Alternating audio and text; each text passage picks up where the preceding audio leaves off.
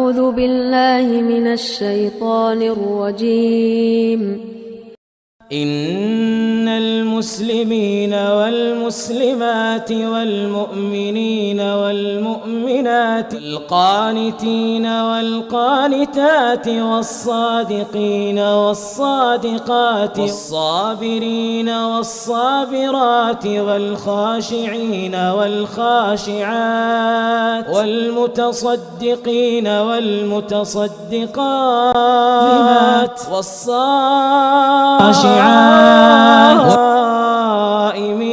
والصائمات والحافظين فروجهم والحافظات والذاكرين الله كثيرا والذاكرات أعد الله لهم مغفرة وأجرا عظيما.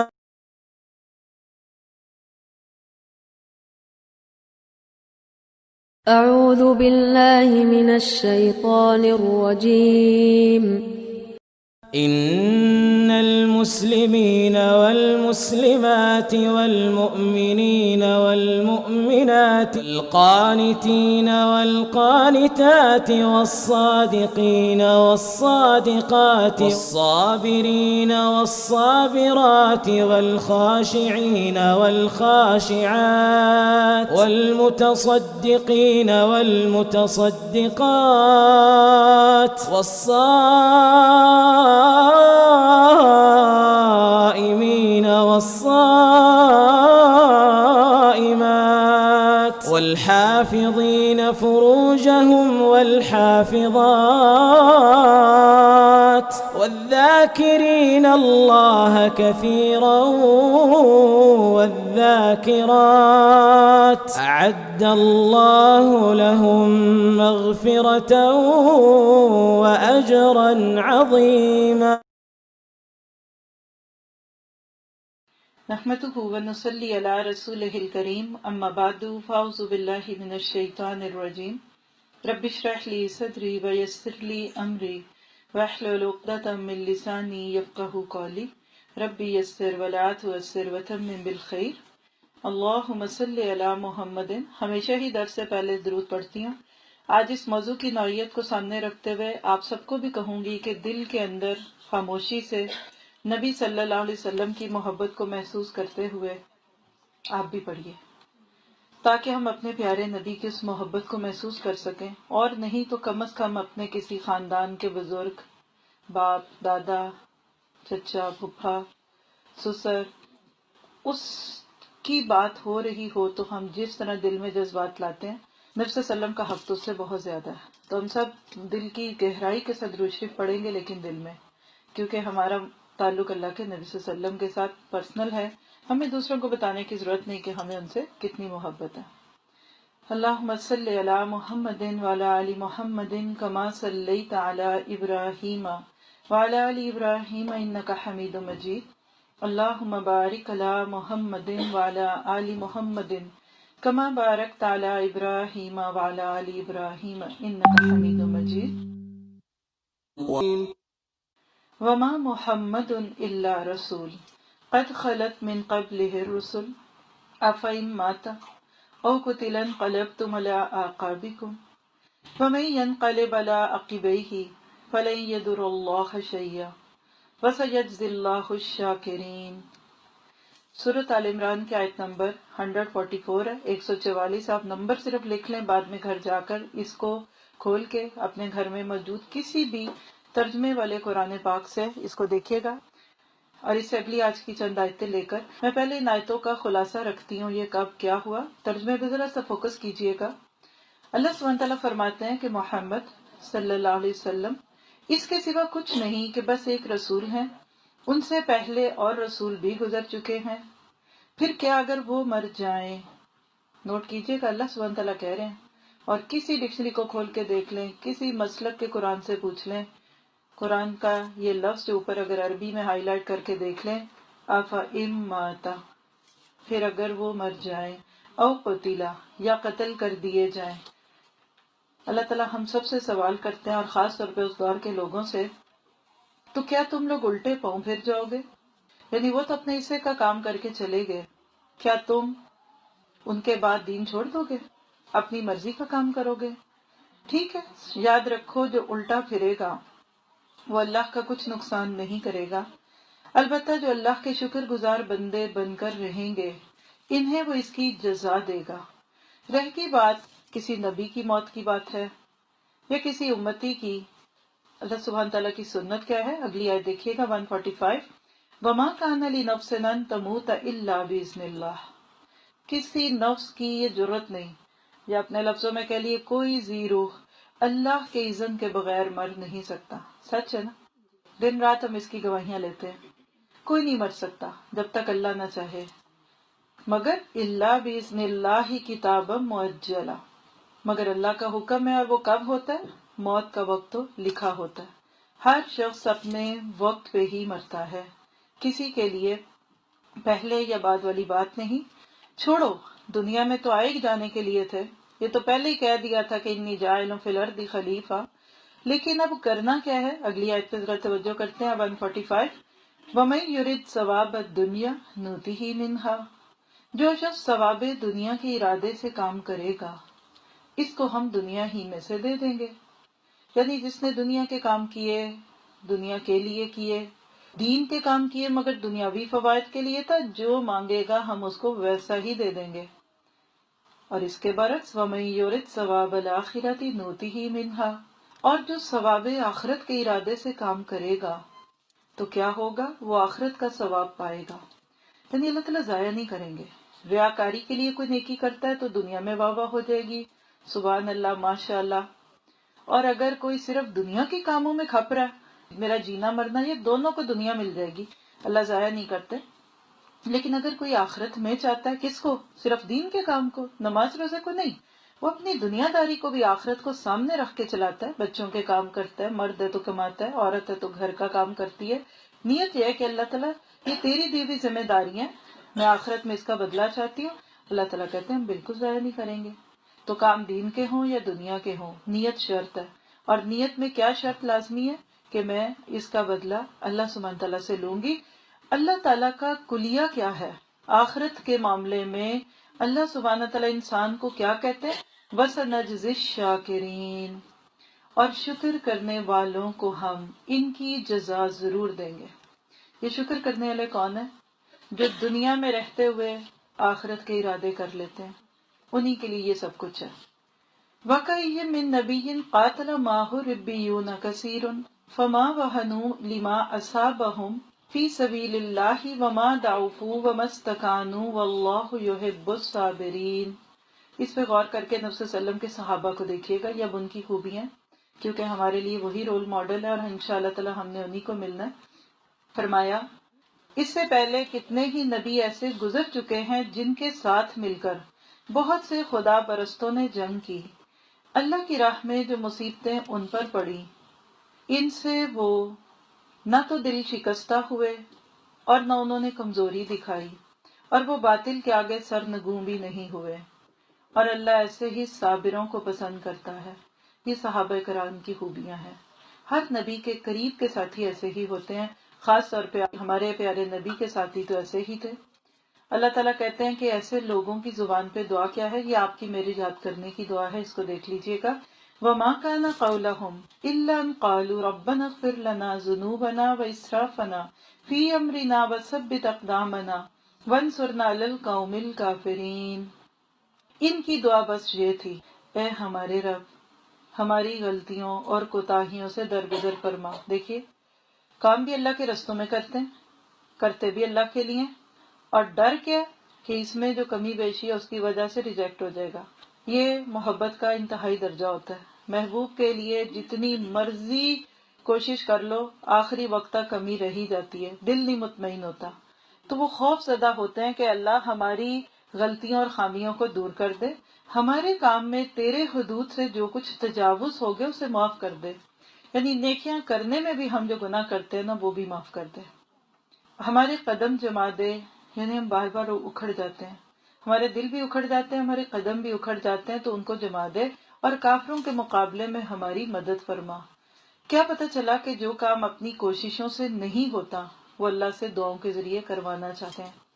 کیا ہوا ان کی اس دعا کے ساتھ؟ آیت 148 کو دیکھتے ہیں۔ فَآتَاهُمُ اللَّهُ ثَوَابَ الدُّنْيَا وَحُسْنَ ثَوَابِ الْآخِرَةِ وَاللَّهُ يُحِبُّ الْمُحْسِنِينَ۔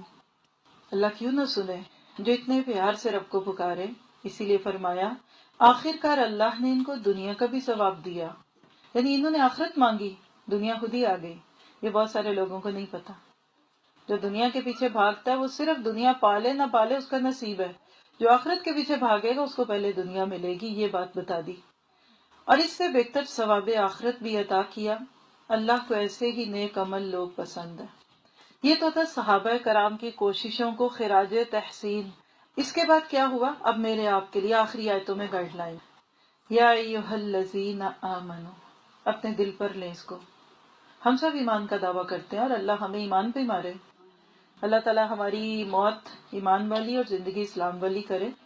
اللہ سبحانہ تعالیٰ بڑے پیار سے کہتے ہیں ایمان والو، ان تطیعوا الذین کفروا یردوکم علی اعقابکم فتنقلبوا خاسرین۔ اے لوگو جو ایمان لائے ہو، اگر تم ان لوگوں کے اشاروں پر چلو گے جنہوں نے کفر کی راہ اختیار کی ہے تو وہ تم کو الٹا پھیر لے جائیں گے، یعنی تمہاری مت مار دیں گے، یا تمہارے عزائم، تمہارے مقاصد، تمہارے نظریہ حیات سے تم کو دوسری طرف لے جائیں گے، اور تمہارا حال کیا ہوگا؟ فتنقلبوا خاسرین، اور تم نامراد ہو جاؤ گے۔ خسارہ کیا ہوتا ہے؟ بینکرپسی، یعنی نہ پھر تمہاری دنیا بننی ہے نہ آخرت۔ تو پھر کیا کرے اللہ تعالیٰ؟ ان کو اگر چھوڑ دیا تو ہماری تو مدد بند ہو جائے گی اور ہم تو ان کے بغیر جی نہیں سکتے۔ تو اللہ تعالیٰ یاد دلاتے ہیں بل اللہ مولاکم وہو خیر الناصرین، بلکہ اللہ تمہارا مولا ہے۔ کیا مطلب؟ یہ جو تم نے ان پہ نظریں لگا رکھی ہیں کہ یہ تمہاری کامیابی کی دلیل ہے، تو یہ درست نہیں ہے، ان کی باتیں غلط ہیں۔ حقیقت یہ ہے کہ اللہ تمہارا حامی و مددگار ہے اور وہ بہترین مدد کرنے والا ہے۔ جس کو اس بات کا یقین ہو جائے گا نا، پھر وہ پیچھے نہیں ہوگا۔ سوال پیدا ہوتا ہے کہ جب مسلمانوں کا یہ عزم بن جائے، مسلمانوں کا عقیدہ، مسلمانوں کی یہ سوچ بن جائے کہ اللہ ہمارا مولا ہے، تو اس کا کفار کے اوپر کیا اثر آتا ہے؟ آخری آیت ہمارے آج کے اس لیسن میں جو میں نے آپ سے ڈسکس کرنی ہے وہ 151 میں ہے۔ سَنُلْقِي فِي قُلُوبِ الَّذِينَ كَفَرُوا الرُّعْبَ بِمَا اشْرَكُوا بِاللَّهِ مَا لَمْ يُنَزِّلْ بِهِ سُلْطَانًا وَمَأْوَاهُمُ النَّارُ وَبِئْسَ مَثْوَى الظَّالِمِينَ، کہ جب مسلمان اس درجے کے مسلمان بن جائیں گے جو مطلوب ہے، ان کا معیار اس ایمان کا وہی ہو جائے گا جو مطلوب ہے، تو پھر اللہ تعالیٰ دنیا میں کیا کریں گے؟ ان قریب وہ وقت آنے والا ہے جب ہم منکرین حق کے دلوں میں رعب بٹھا دیں گے، یعنی کفار کے دلوں میں مسلمانوں کا رعب آنے لگتا ہے جب مسلمان اللہ کے حکم سے اللہ کی بات ماننے لگتے ہیں، اس لیے کہ انہوں نے اللہ کے ساتھ ان کو خدائی میں شریک ٹھہرایا، جن کے شریک ہونے پر اللہ نے کوئی سند نازل نہیں کی۔ ان کا آخری ٹھکانہ جہنم ہے اور بہت ہی بری ہے وہ قیامگاہ جو ان ظالموں کو نصیب ہوگی۔ تو یہ ہیں وہ آیات جس کی روشنی میں آج ہم دیکھیں گے کہ نبی صلی اللہ علیہ وسلم کی زندگی کے آخری دن کیا تھے۔ آیات چونکہ بہت اہم ہیں، بہت سارے اسٹوڈنٹس ہی ہوتے ہیں ماشاءاللہ آپ لوگوں میں سے، تفسیر میں کہیں نہ کہیں آپ لوگوں نے ضرور سنا ہوگا۔ اپنے آپ کو ذہنی طور پر لے جائیے کہ یہ آیتیں کہاں نازل ہو رہی ہیں۔ جن لوگوں نے سورۃ آل عمران تفسیر سے پڑھی ہے وہ ان آیتوں کو سنتے ہی سمجھ گئے کہ اس سے پیچھے 2-3 رکوع مسلسل غزوہ احد پر تبصرہ۔ بات یہ تھی کہ غزوہ احد مسلمانوں کے لیے ایک بہت بڑا چیلنج تھا۔ ایسا مشکل وقت مسلمانوں پہ آیا کہ 3000 کفار کے مقابلے میں 1000 کا ایک چھوٹا سا گروہ تیار ہوا، اس میں سے بھی 30% یعنی 300 لوگ عبداللہ بن ابی کے ساتھ مقام شوط پہ اللہ کے نبی کا ساتھ چھوڑ گئے۔ یاد رکھیے یہ کہنا آسان ہے لیکن جب پڑھتی ہے تو ایک حق کے راستے سے ایک بندہ جاتا ہے تو عمارت ہلنے لگتی ہے، کہاں 300 چلے گئے۔ ان کو دیکھ کر باقیوں نے بھی سوچا، لیکن اللہ نے ان کو سنبھال دیا۔ کار لوگوں پہ تو بھروسہ کرنا نہیں، مومن ہے تو بے تیغ بھی لڑتا ہے سپاہی، کافر ہے تو شمشیر پہ کرتا ہے بھروسہ۔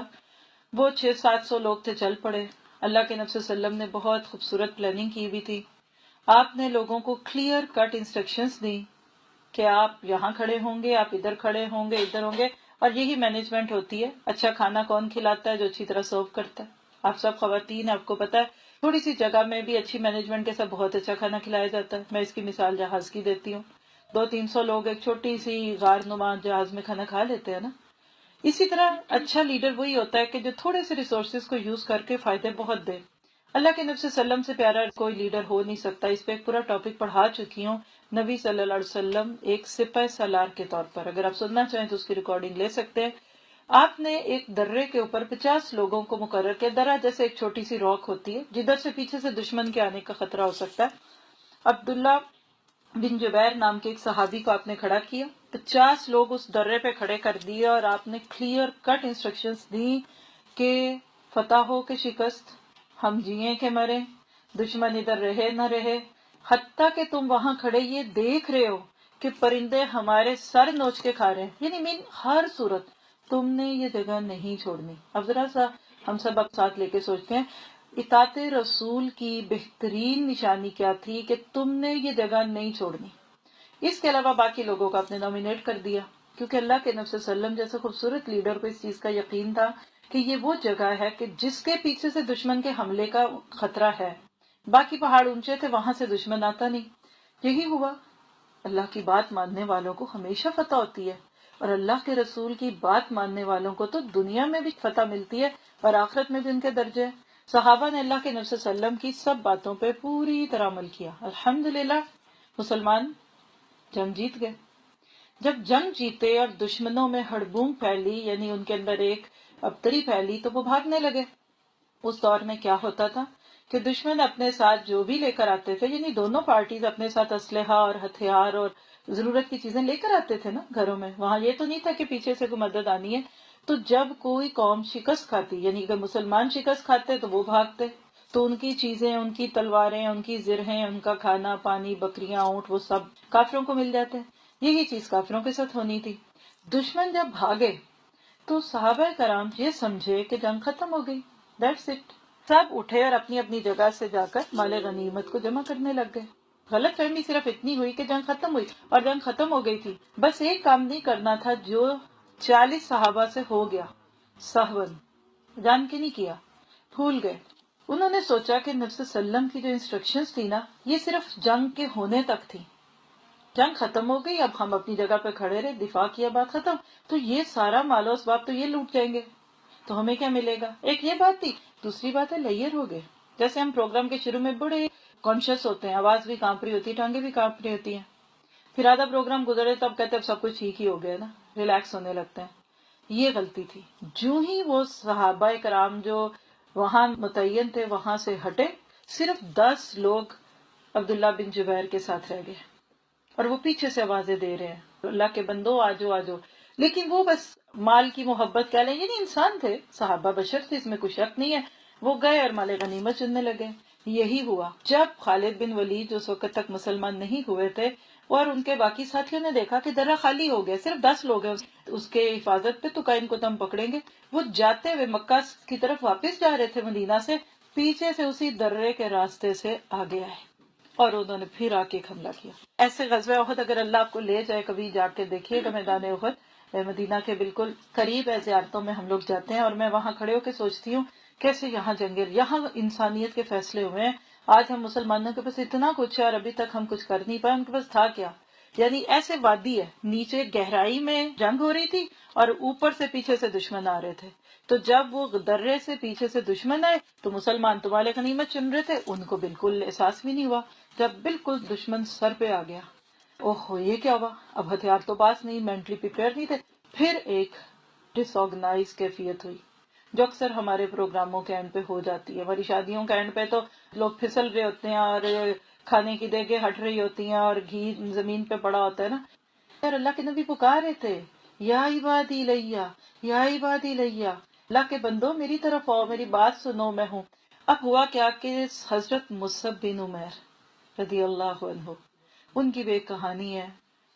کروڑ پتی ماں باپ کے بچے تھے آج کی زبان میں. آپ کہہ لیجئے کہ مکہ کا وہ نوجوان جب پہن اوڑھ کے اچھے گھوڑے آج کی اچھی گاڑی میں نکلتا تھا تو لڑکیاں لڑکے دروازوں سے جھانکتے تھے کہ مصعب نکل رہا ہے، اتنا خوبصورت اور دولت والا تھا۔ لیکن یاد رکھیے جس کو قرآن کی اور نبی کی محبت کی اور اسلام کی دولت ملتی ہے اس کو پھر یہ کچھ نہیں لگتا۔ یہی ہوا، مصعب بن عمیر اس جنگ میں آئے، اللہ کا حکم دیکھیے کہ شہید ہو گئے۔ آج جن کو نہیں پتا پہلی دفعہ سن کے جائیے، مصعب بن عمیر نبی صلی اللہ علیہ وسلم کے ہم شکل تھے، سملر تھے۔ کسی نے ان کی ڈیڈ باڈی دیکھی تو وہ جیسے کہنا چاہیے کہ بات پھیل جاتی ہے سنی سنائی، ایک دم کسی ایک کے منہ سے نکلی کہ اللہ کے نبی صلی اللہ علیہ وسلم شہید ہو گئے۔ ایک سے دوسرے، دوسرے سے تیسرے، بات ایسے گئی، وہ کہتے ہیں منہ سے ایک دفعہ نکلتی ہے پھر بات گھر گھر جاتی ہے۔ صحابہ کرام میں اور میدان میں یہ خبر پھیل گئی کہ نبی صلی اللہ علیہ وسلم شہید ہو گئے۔ اب وہ کیفیت تھی کہ جب صحابہ سوچ رہے ہیں کہ اللہ کے نبی چلے گئے، وقت کتنا مشکل ہے، میدان جنگ میں ہے، دشمن آیا کھڑا ہے اور آپ کا لیڈر ختم ہو گیا، کہنے کی بات ہے۔ اس وقت پھر بڑے بڑے صحابہ کرام کی ہمتیں چھوٹ گئی۔ ایسے وقت میں وہ لوگ جو اوپر سے تو اسلام تھا لیکن دل میں نفاق تھا، یا بھی کہہ لیں کچے ایمان والے، نئے نئے مسلم، ابھی نہ قربانیاں دی تھی، نہ ہجرتیں دی تھی، نہ اسلام کے لیے مشکلات سے گزرے تھے، انہوں نے دبی دبی آواز میں کہہ دیا، ارے دیکھو اب ہمارا کیا بنے گا۔ دیکھیے آج کی زبان میں سمجھے، ایک نان مسلم ملک سپر پاور اور ایک چھوٹے سے مسلم ملک کی لڑائی ہو رہی ہو اور اتنے میں مسلم ملک کے حکمران کی بھی ڈیتھ ہو جائے تو لوگ کہیں گے نا اب تو جاؤ جا کے ان کی جوتیاں سیدھی کر دو، ہمیں کچھ نہ کہنا، ہمارا لیڈر مر گیا۔ کچھ لوگوں نے ایسی باتیں کی، چلو عبداللہ بن ابی کے پاس جاتے ہیں اور اس کو کہتے ہیں آ جاؤ تم ہمارا لیڈر بن جاؤ، ابو سفیان سے امان لے لو، یہ وہ، اور دس اندر یعنی جتنے اتنی باتیں۔ یہ جو ہمارے ہاں باتیں ہوتی ہیں نا جس کو آپ کہتے ہیں آؤ اب باتیں کریں، وہ اصل میں ہوتا ہے آؤ اب غیبتیں کریں، آؤ اب ذرا اپنی نیکیاں دوسروں کو دیں، آؤ اب ذرا کی کرائی پہ مٹی ڈال دیں۔ ہم نیکیاں کر کے اٹھتے ہیں تو وہاں سے غیبتیں کر کے اٹھتے ہیں۔ بعض دفعہ یہی ہوا، لوگوں نے باتیں شروع کر دی، کوئی کہنے لگا دیکھو دیکھو یہ محمد صلی اللہ علیہ وسلم اگر اللہ کے رسول ہوتے تو قتل کیسے ہوتے، یہ جھوٹ تھا، چھوڑو۔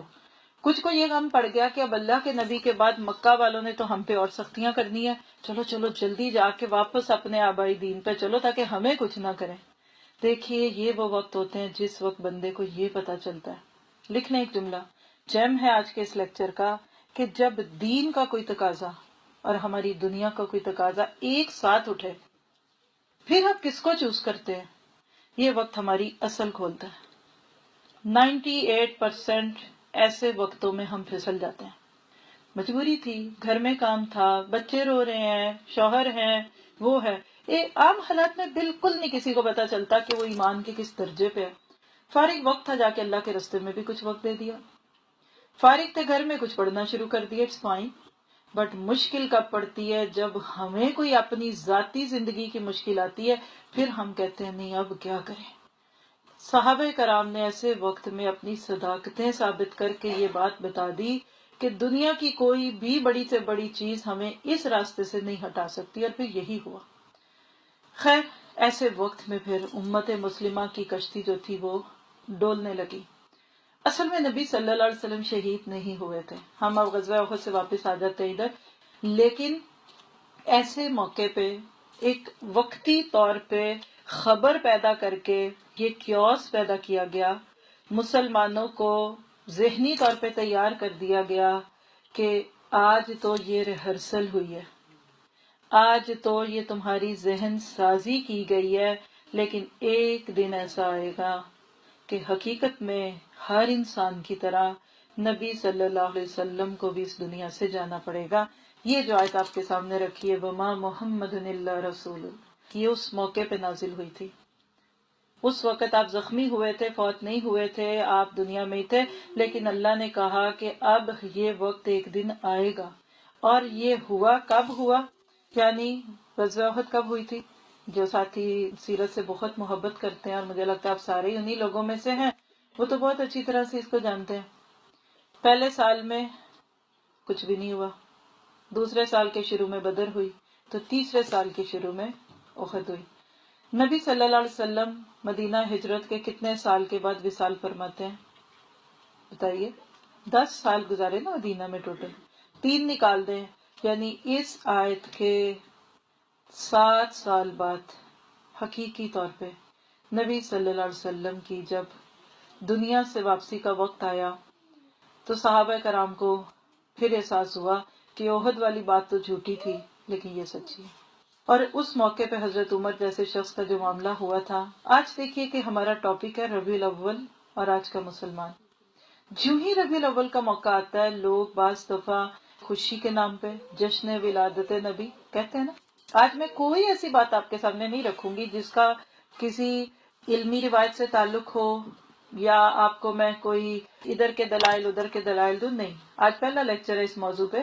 آگے دیکھیے گا ڈفرینٹ باتیں آپ کو کھول کے کتابوں سے پڑھ کے سنا دیں گے، کیونکہ اس وقت امت مسلمہ ربیع الاول کے مہینے کے ساتھ ہی کیا کہتے ہیں، جشن ولادت نبی، نبی صلی اللہ علیہ وسلم کا میلاد ہے، آپ کی پیدائش ہے.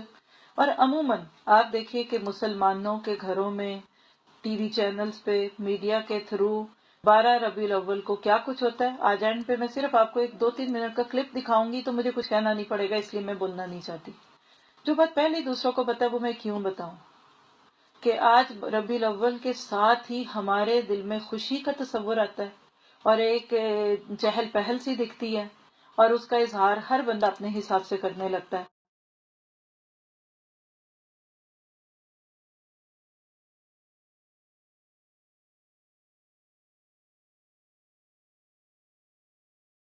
لیکن آئیے ذرا میں آپ کو ایک ڈائریکٹلی لے چلتی ہوں اس گھرانے میں. اللہ کے نبی صلی اللہ علیہ وسلم کی زندگی میں ربیع الاول کا مہینہ کتنی بار آیا؟ 63 بار آیا، 63 ٹائمز.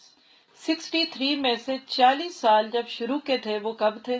جب آپ کو بھی نبوت نہیں ملی تھی. سب جانتے ہیں آپ ایک عام فرد کی طرح معاشرے کے بہت یونیک، با اخلاق، با کردار شخصیت تھے کہ دشمن بھی آپ کو صادق اور امین کہتے تھے. اب وہ سارے معاملات جب ہوئے اور ہوئے تو اس کے بعد نبوت مل گئی.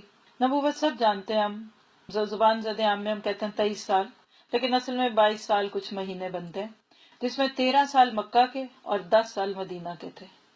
نبی صلی اللہ علیہ وسلم کی اپنی زندگی میں 63 ٹائم ربیع الاول کا مہینہ آیا.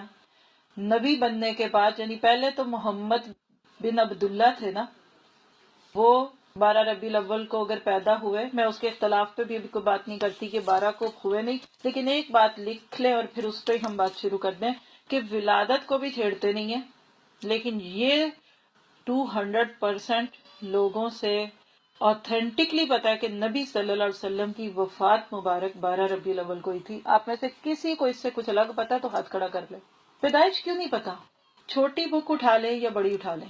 رحیق مختوم موٹی بک ہے، محسن انسانیت یہاں رکھی بھی ہوتی ہے، ہم لوگ ویک ڈیز میں پڑھتے بھی ہیں، تجلیات نبوت بھی ہے، اسوہ حسنہ بھی ہے، 20 کتابیں آپ کو ملیں گی انشاءاللہ.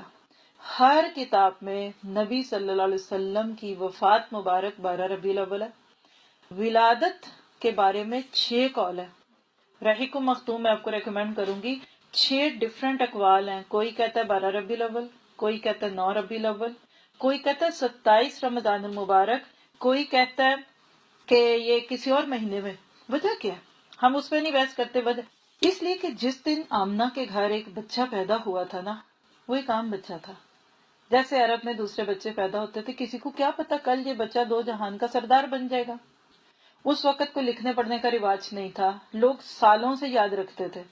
نبی صلی اللہ علیہ وسلم کی ولادت کا سال سب کو یقین ہے، کیونکہ عام الفیل، ابرہہ کے لشکروں نے جس سال حملہ کیا تھا اس سال نبی صلی اللہ علیہ وسلم کی پیدائش ہوئی تھی. یہ ڈیفینیٹ بات ہے. لیکن دن برتھ ڈے منانا کچھ بھی نہیں، یہ اس دور میں کوئی لکھتا بھی نہیں تھا. بٹ وفات کیوں ڈیفینیٹ ہے؟ اس کی وجہ یہ ہے کہ وفات جب آپ کی ہوئی تو آپ کے 1 لاکھ سے زائد چاہنے والے تھے اس وقت. ابھی سناتی ہوں آپ کو. ایک ایک آنکھ رو رہی تھی اللہ کے نبی کی وفات پہ. تو بہرحال آپ دیکھیے کہ ہمارے ہاں یہ 12 دن کس حالات میں چلتے ہیں، منائے جاتے ہیں، لیکن نبی صلی اللہ علیہ وسلم کی زندگی کے آخری 13 دن آپ کو بھی سناتی ہوں انشاءاللہ تعالی. لیکن کہنے کا مطلب کہ وفات آپ کی 12 تھی کیونکہ سب نے اس کو نوٹ کیا تھا. کیا تھا، کیسے تھا، اور آج ہم مسلمانوں کا کانسیپٹ کیسے چینج ہو گیا. پہلے آپ یہ سن لیجئے کہ نبی صلی اللہ علیہ وسلم ایک انسان تھے. قرآن پاک میں جہاں اللہ تعالیٰ نے آپ کی ناطے سے کسی بڑی بات کا ذکر کیا نا تو آپ کو عبد کا ہے. سبحان الذی اسریٰ بعبدہ لیلا من المسجد الحرام الی المسجد الاقصی. سورۃ بنی اسرائیل کی پہلی آیت ہے، 15ویں پارے کی بھی پہلی آیت بنتی ہے. پاک ہے وہ ذات جو اپنے بندے کو راتوں رات مسجد حرام سے مسجد اقصی اور پھر اوپر لے گیا. پھر اسی طرح سورۃ فرقان کے شروع میں تبارک الذی نزل الفرقان علی عبدہ لیکون للعالمین نذیرا. پاک ہے وہ برکت ہے وہ ذات جس نے اپنے بندے کے اوپر قرآن اتارا، فرقان اتارا تاکہ دنیا والوں کو ڈرائے یا آگاہ کرے. تو کہنے کا مقصد یہ ہے کہ جس چیز کو منایا جاتا ہے نا، سیلیبریٹ کیا جاتا ہے، وہ بھولتی نہیں ہے. میں ذرا سے ایک سائڈ پہ رکھ کے آپ سے ایک سوال کرتی ہوں، آپ لوگ ذرا سا مجھے اس کا جواب دینا چاہیں. آپ سب ناروے میں رہتے ہیں نا موسٹلی، شاید کوئی باہر سے ایک آدھ ماں بہن کسی کی ساس آئی ہوں گی، لیکن بیسیکلی ہم سب پاکستانی ہیں نا. میں ایک سوال پوچھوں گی، 3 سیکنڈ کے اندر سب حال والے اس کا جواب دیں. پاکستان کب آزاد ہوا؟ بول دیجئے، سال سب بول دیں، سب کو حق ہے. 14 اگست 1947. انڈیا کب آزاد ہوا؟ 15 اگست. سال کون سا تھا؟ 47 تھا نا. جی شاباش، آپ سب کا جواب درست ہے. اب میں آپ سے ایک سوال کروں، یہ کیوں یاد ہے ہمیں؟ ہم ناروے میں ہیں، میں تو پتہ نہیں 10 ملکوں سے گھوم کے ناروے پہنچ گئی پاکستان چھوڑنے کے بعد سے ابھی تک. مجھے کیوں نہیں بھول رہا؟ کیونکہ ہم نے پیدا ہونے سے لے کے آج تک دیکھا ہے 14 اگست کو چھٹی ہوتی ہے، اور 14 اگست کے بعد ہم اگلے دن سنتے آج انڈیا میں تھا. تو پتہ ہوتا تھا کتنے سال ہوئے ہیں. ساتھ یہ بھی کہا جاتا تھا 40واں 41واں 42واں کیا کہتے ہیں اس کو، یوم آزادی مناتے ہیں نا. اگر بالفرض ہر 14 اگست کو نہ سیلیبریٹ کیا جاتا تو ہمیں یاد رہتا؟ نہیں یاد رہتا.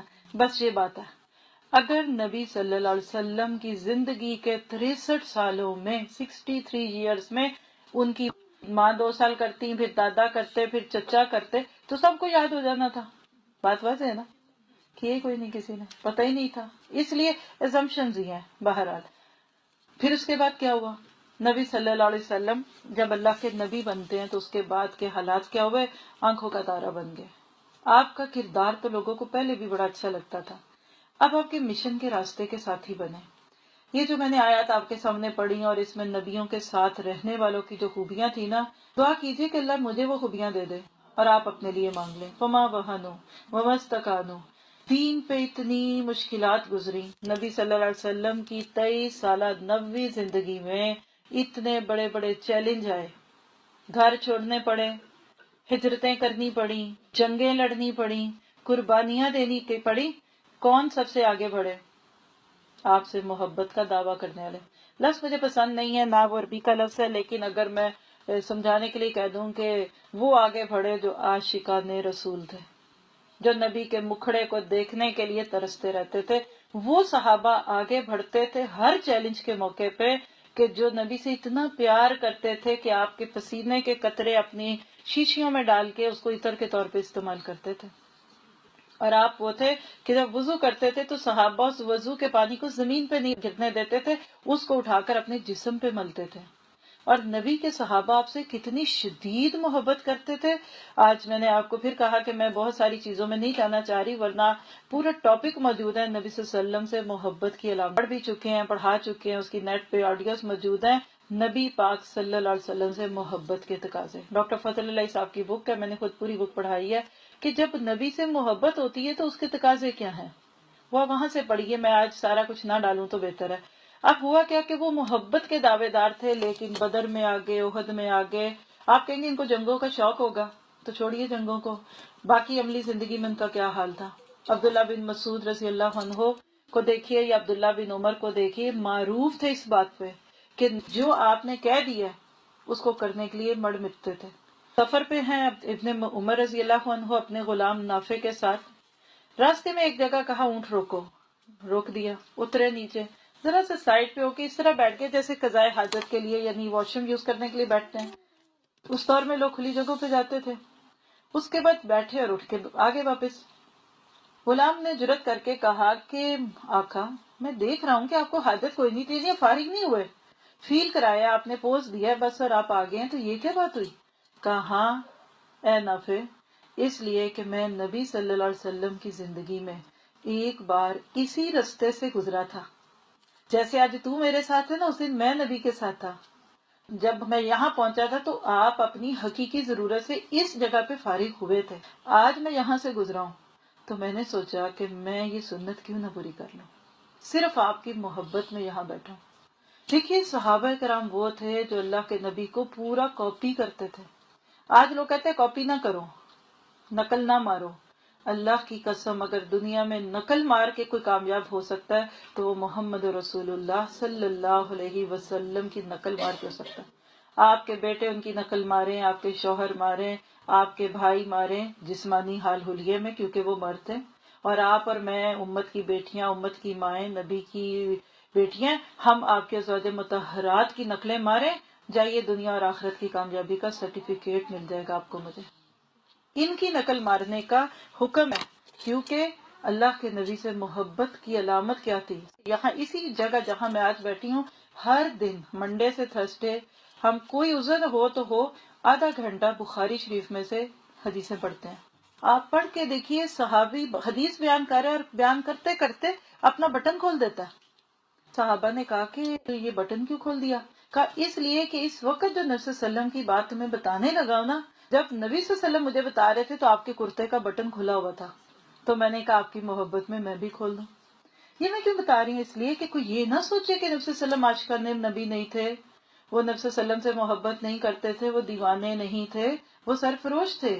وہ تو اتنا پیار کرتے تھے. ایک صحابی اللہ کے نبی کے پاس آیا، چہرہ مرجھایا ہوا ہے. کہا میرے پیارے ساتھی تیرا تو چہرہ اتنا کھلا رہتا تھا، آج اتنا دکھی کیوں ہے؟ کہا اللہ کے نبی بس آج ایک خیال آ گیا اور اس خیال نے دکھی کر دیا مجھے. کہا کیا خیال آیا؟ اچھا ہم اپنے اوپر لیں. کوئی قسط دینے کا خیال آ گیا، کوئی بچی کی رشتے کی بات ہے، کوئی بیٹے کے گھر کی بات ہے؟ نہیں. کہا اللہ کے نبی آج خیال کیا آیا ہے کہ میں بھی مدینہ میں رہتا ہوں، آپ بھی مدینہ میں رہتے ہیں، میں اپنے گھر میں کام کاج میں ہوتا ہوں، ایک دم میرے دل میں آپ کی ہوک اٹھتی ہے. محبت ہوتی ہے نا، یہ اظہار مانگتی ہے، اظہار نہ کرے تو محبت بھی بجھ جاتی ہے. کہتے میرے دل میں آپ کی محبت آتی ہے، ہائے میں آپ کو دیکھوں، جس کو آپ انگلش میں کہتے ہیں آئی مس یو. تو میں فوراً وہاں سے اٹھتا ہوں، میں مسجد نبی میں آتا ہوں، آپ بیٹھے ہیں کبھی پڑھ رہے ہیں پڑھا رہے ہیں، میں ایک نظر آپ کو دیکھتا ہوں، پھر میں واپس چلا جاتا ہوں تو میں خوش ہو جاتا ہوں. کبھی میں اپنی تجارت میں ہوتا ہوں، کاروبار میں ہوتا ہوں، ایک دم مجھے آپ کی محبت آتی ہے، آپ کی یاد ستاتی ہے، میں وہاں سے آتا ہوں بس آپ کو دیکھتا ہوں، دیکھ کے چلا جاتا ہوں. محبت میں کوئی بہت کہنے بولنے کی تو ضرورت ہی نہیں ہوتی. کہا اچھا پھر اب کیا ہوا؟ کہا آج جس خیال نے مجھے دکھی کر دیا کہ آج دنیا میں تو میں آپ کو آتا ہوں اور دیکھ جاتا ہوں، پر کل قیامت میں تو معاملہ فرق ہے. میں جنت میں چلا بھی گیا لیکن اپنے اعمال کے مطابق مجھے یہ پتا ہے کہ میں کسی شروع کی دوسری تیسری جنت میں ہوں گا، یعنی سٹینڈرڈ فرق ہوگا. آپ کو تو اللہ نے جو دینا ہے مقام وہ تو کسی کا نہیں، اور آپ نے خود فرمایا کہ اللہ نے جنت کا ایک مقام اپنے ایک بندے کو دینا ہے اور وہ وسیلہ ہے اور وہ صرف ایک کو ملنا ہے، اور میں فخر سے تو نہیں کہتا لیکن وہ مقام مجھے ملے گا. تو کہ اللہ کے نبی آج اس بات سے دکھی ہو گیا ہوں کہ جنت میں جب مجھے آپ کی یاد ستائے گی، آپ کی محبت آئے گی، تو پھر میں اس وقت آپ کو کیسے دیکھوں گا، کیونکہ آپ تو بڑے اعلیٰ درجوں میں ہوں گے. سچ بتائیں آج اپنی عمر دیکھے، 25 30 40 50 60 سال گزر گئے، کتنے آنسو بہائے، کتنے غم جھیلے، کتنے دکھ اٹھائے ہم نے اپنے زوم میں. ہم سے زیادہ کوئی دکھوں میں پڑا ہوا ہی نہیں، اللہ نہ کرے کبھی ایک آنسو میرا آپ کا اس رستے میں گرا آج تک بغیر مبالغے کے. یہ سوچ مجھے اور آپ کو آئی کہ میں نبی صلی اللہ علیہ وسلم کا دیدار کیسے کروں گی. اللہ کے دیدار کا ہی سوچ لیں تو بڑی بات ہے، نبی کا تو نہیں سوچتے. اور میں اکثر سوچتی ہوں، میرے ذہن میں آتی ہے یہ بات، آپ سے بھی شیئر کر رہی ہوں، شاید آپ کے بھی کبھی ذہن میں خیال آئے. یہ تمہارا ایمان ہے کہ نبی صلی اللہ علیہ وسلم کو جو مقام ایک ملنا ہے، وسیلہ نام کا مقام ہے، جو اذان کی دعا کے آخر میں بھی ہم مانگتے ہیں. اب آپ دیکھیے کہ نبی صلی اللہ علیہ وسلم کا تو وہ ملنا ہے، آپ کی بیویوں کا کیا ہوگا؟ جو میرا کویسچن ذہن میں آتا ہے کہ نبی صلی اللہ علیہ وسلم کی بیویوں کے ساتھ آپ کو کس طرح رکھا جائے گا، اللہ نوز دی بیسٹ. لیکن یہ ہمارا ایمان ہے کہ جو آج ازواج مطہرات تھی اس دنیا میں، وہ وہاں اللہ کے نبی کی بیویاں بنیں گی. لیکن صحابی کو غم یہ کہ میں آپ کو کیسے دیکھوں گا. یہ ایسے ہی نا کہ جیسے ہم سارے یہاں سے اکٹھے نکلیں پاکستان کے لیے، 10 لوگ نکلتے ہیں، ایک کے پاس فرسٹ کلاس ٹکٹ ہے اور باقی سارے اکانومی میں، تو وہ اکانومی والے پیچھے سے آگے نہیں جا کے بیٹھ سکتے چاہے سیٹیں خالی بھی ہوں، اگلے کو ہی آنا پڑتا ہے پیچھے. تو وہ یہ سوچ رہے تھے. اس پہ اللہ کے نبی صلی اللہ علیہ وسلم نے فرمایا ہے میرے ساتھی غم نہ کر، المرء مع من احب، آدمی اسی کے ساتھ ہوگا جس سے وہ محبت کرے گا. اور قرآن میں آیتیں سورۃ النساء میں بھی پڑھیں گے، وَمَن يُطِعِ اللَّهَ وَالرَّسُولَ فَأُولَٰئِكَ مَعَ الَّذِينَ أَنْعَمَ اللَّهُ مِنَ النَّبِيِّينَ وَالصِّدِّيقِينَ. اور اس سے آگے طویل بات ہے کہ جو اللہ اور اس کے رسول کی اطاعت کرے گا وہ پھر نبیوں اور صدیقوں اور شہداء کے ساتھ ہوگا. تو صحابی کہتے ہیں ہمیں اس سے زیادہ خوشی کبھی کسی بات پہ نہیں ہوئی جو اس پہ ہوئی کہ ہم جنت میں جا کر بھی اپنے پیارے نبی کو دیکھ سکیں گے. اتنی محبت کرنے والے ساتھی. جہاں آپ کا پسینہ گرتا تھا وہاں وہ خون کے قطرے گراتے تھے. انہوں نے بھی آپ کی محبت میں وہ کام نہیں کیا جو کہ آپ نے خود نہیں کیا، کیونکہ محبت بندھی ہوتی ہے. محبت اور نفرت کے اظہار میں ہم بندھے ہوئے ہیں. من چلے لوگ کہہ سکتے ہیں محبت اور جنگ میں سب جائز ہے. سنا ہوا نا اپنے جملہ، everything is allowed in war. جنگ میں محبت میں اسلام تو نہیں مانتا. ہم بندھے ہوئے لوگ ہیں، ہم کیسے ہر بات اپنی مرضی کی کریں. دیکھیے آپ کو بچے سے پیار ہے تو بچے سے پیار کا اور اظہار ہوگا. بڑے سے پیار ہوگا تو بچوں کی طرح اس کو جا کے گدگدائیں گے. ماں سے پیار اور بیوی سے پیار کا اظہار فرق ہے. باپ اور بھائی اور شوہر کے پیار میں فرق ہے. تو نبی کی محبت صحابہ نے کی اور محبت کے طریقے بھی سکھا دیے. یہ محبت تھی کہ کہا کھڑے رہنا تو کھڑے رہنا. یہ محبت تھی کہ چل پڑو تو چل پڑو. بنو قریظہ کا موقع تھا، ایک جنگ سے ٹوٹے ہوئے آئے. غزوہ احزاب میں 1 مہینے کا حصار تھا. آپ سورۃ احزاب کی تفسیر میں جا کے اس کا شروع میں اس کا پڑھ لیجئے، آپ کو پورا واقعہ مل جائے گا. اور میں دعوت دوں گی کہ اس ربیع الاول میں کم از کم ایک دفعہ شروع سے آخر سیرت پڑھ لے. کوئی گھر میں ہے، کوئی بیڈ ریسٹ پہ ہے، کوئی کہیں جاب پہ ہے، وقت بہت ہوتا ہے، کوئی ایک بک لے لیجیے اور شروع سے آخر پڑھ لیں کہ ذرا دیکھوں کہ نبی اور اس کے ساتھی کیسے تھے. 1 مہینے کی اعصاب شکن جنگ تھی جس کو قرآن کہتا ہے کہ وَزُلْزِلُ زِلْزَالًا شَدِیدًا.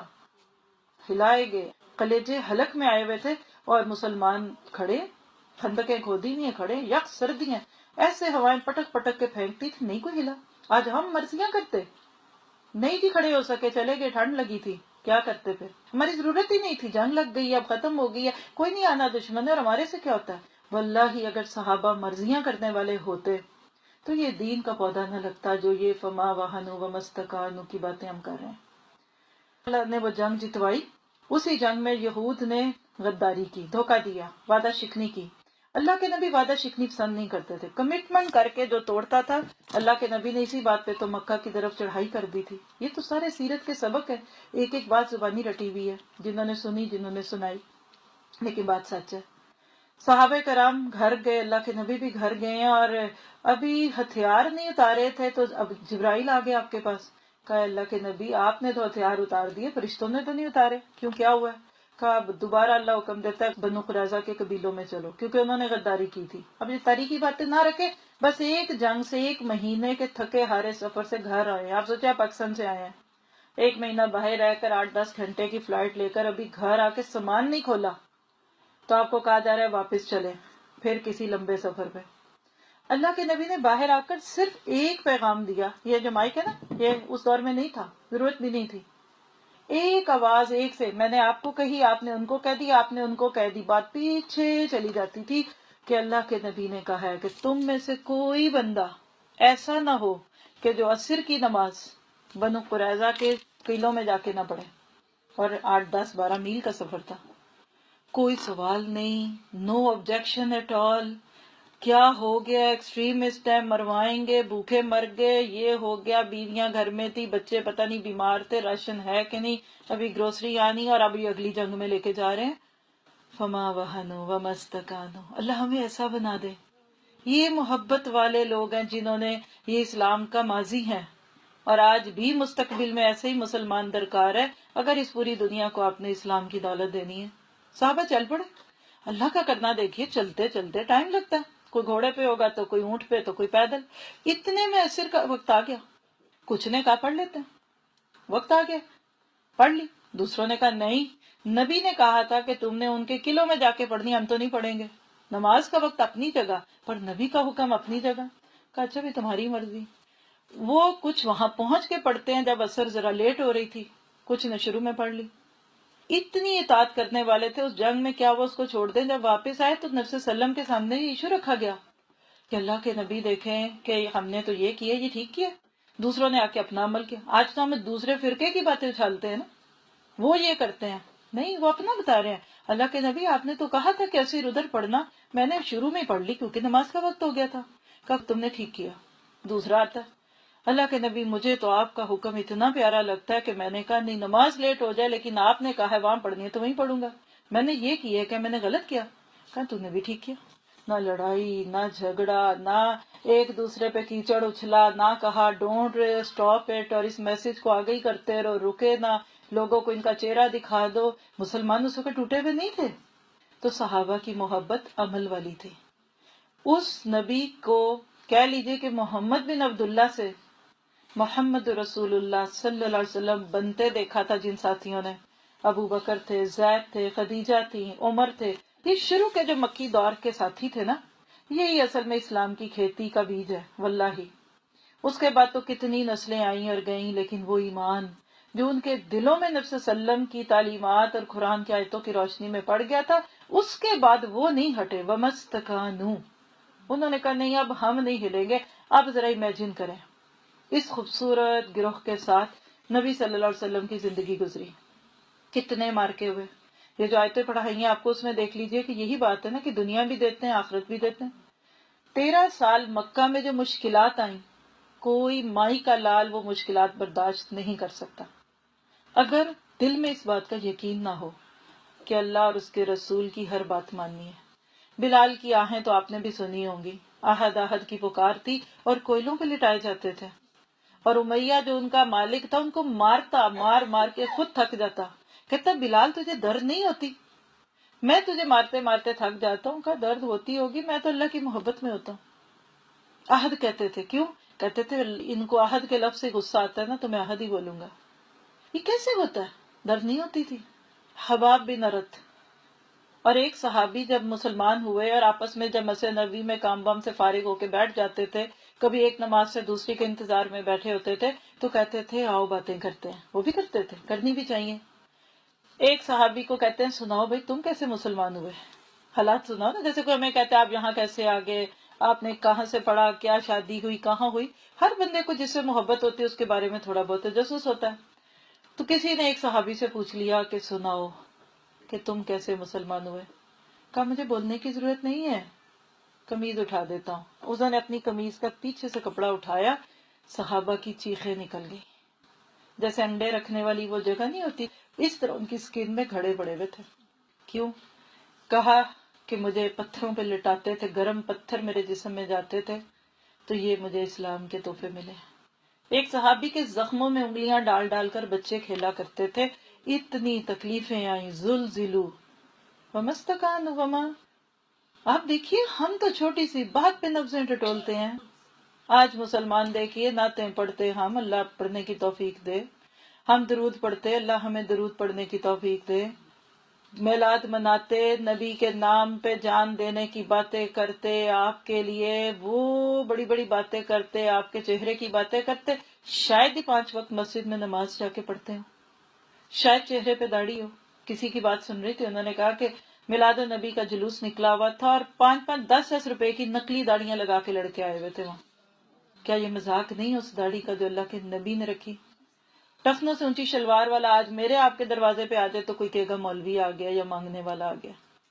آج امت کہاں ہے؟ یاد رکھیے نبی صلی اللہ علیہ وسلم نے مکہ میں اور مدینہ میں جن ساتھیوں کے ساتھ زندگی گزاری تھی، وہ اصل خوبصورت انعام تھے اللہ کا. تبھی تو دین غالب ہوا، تبھی تو دین ہوا. اور اللہ کے نبی صلی اللہ علیہ وسلم اپنی زندگی کی 63 بہاریں دیکھ چکے تھے. دلوں میں بستے تھے اللہ کے نبی. صحابہ کرام اشارے کے منتظر ہوتے تھے. دور سے اللہ کے نبی کو کوئی دیکھتا تو روب محسوس کرتا، بات کرنے کی ضرورت نہ کرتا. اور جب کوئی آپ کے قریب ہو جاتا تو آپ سے محبت کرنے لگتا. یہ ایک بات لکھی ہوئی کتابوں میں. لیکن نبی صلی اللہ علیہ وسلم اس مشن پہ نکلے جو میرا آپ کا بھی مشن ہے، کنتم خیر امۃ اخرجت للناس. اور اللہ کے نبی صلی اللہ علیہ وسلم نے پھر اپنی زندگی کا نہ آرام دیکھا اور نہ فائدہ دیکھا، نہ نقصان دیکھا. بدر کی لڑائی میں جانے لگے ہیں اور اپنی جگر کی ٹکڑی، اپنی بیٹی بیمار ہے، اور بیماری بھی کیسی کہ جو سمجھ آ رہی تھی کہ اب یہ چند دن کی مہمان ہے. کہتے ہیں عثمان کو کہ عثمان آپ اپنی بیوی کی ٹیک کیئر کریں، آپ کو اللہ اتنا ہی اجر دے گا، ہم چلتے ہیں. سچ بتائیں، دل پہ ہاتھ رکھیں، نبی صلی اللہ علیہ وسلم کی جگہ اگر آج کا کوئی باپ ہو اور بیٹی کی آزمائش، بیٹی کہہ لیجئے کہ ہاسپٹلائزڈ ہے، وہ جائے گا اللہ کے کام پہ؟ اور میں کہتی ہوں وہ جنگوں میں اتنے بے سوچے سمجھے چلے جاتے تھے، ہم تو نماز پڑھنے نہیں جاتے، ہم تو پڑھنے پڑھانے نہیں جاتے، ہمارے ساتھ تو اتنے مسئلے ہیں۔ ہم کہتے ہیں نہیں یہ کیسے تبلیغ کریں ہم، لو ہمارے تو بچے مر جائیں گے اگر ہم نے لوگوں کو دین کی بات کہنے کے لیے کچھ کرنا شروع کر دیا۔ چلے گئے، اور ادھر سے بدر کی خوشیاں مناتے ہوئے آ رہے ہیں مسلمان، اور دیکھا تو حضرت عثمان اپنی بیوی جو نبی کی بیٹی تھی ان کو دفن کر کے آ رہے ہیں۔ خوشی کے ساتھ غم ملا نبی کو، ادھر ایک بیٹی کا غم، اور تبوک کے سفر کی خوشی کے واپسی پہ دوسری بیٹی جو عثمان ہی کی بیوی تھی ان کو بھی دفنا رہے تھے۔ بیٹیاں مر رہی ہیں اور اللہ کے نبی چل رہے ہیں ایک راستے میں، کیونکہ وہ مستکان چلتے گئے چلتے گئے۔ اللہ کے نبی کسی کام میں مصروف ہے اور بیٹی میسج بھیجتی ہے کہ ابا جان آئیے گا، بچہ بیمار ہے۔ نواسا کہ اچھا بیٹا میں یہ جو کام کر رہا ہوں اس سے فارغ ہوتا ہوں، جو بھی کہا ہوگا یہ تب ہم اپنی طور پہ اپنی زبان میں سمجھ رہے ہیں نا، لفاظی کی ضرورت ہی کوئی نہیں ہے، جذبوں کو بس سمجھیے۔ تھوڑی دیر گزری پھر پیغام آیا کہ بیٹی بلا رہی ہے، بچہ بہت ہی بیمار ہے۔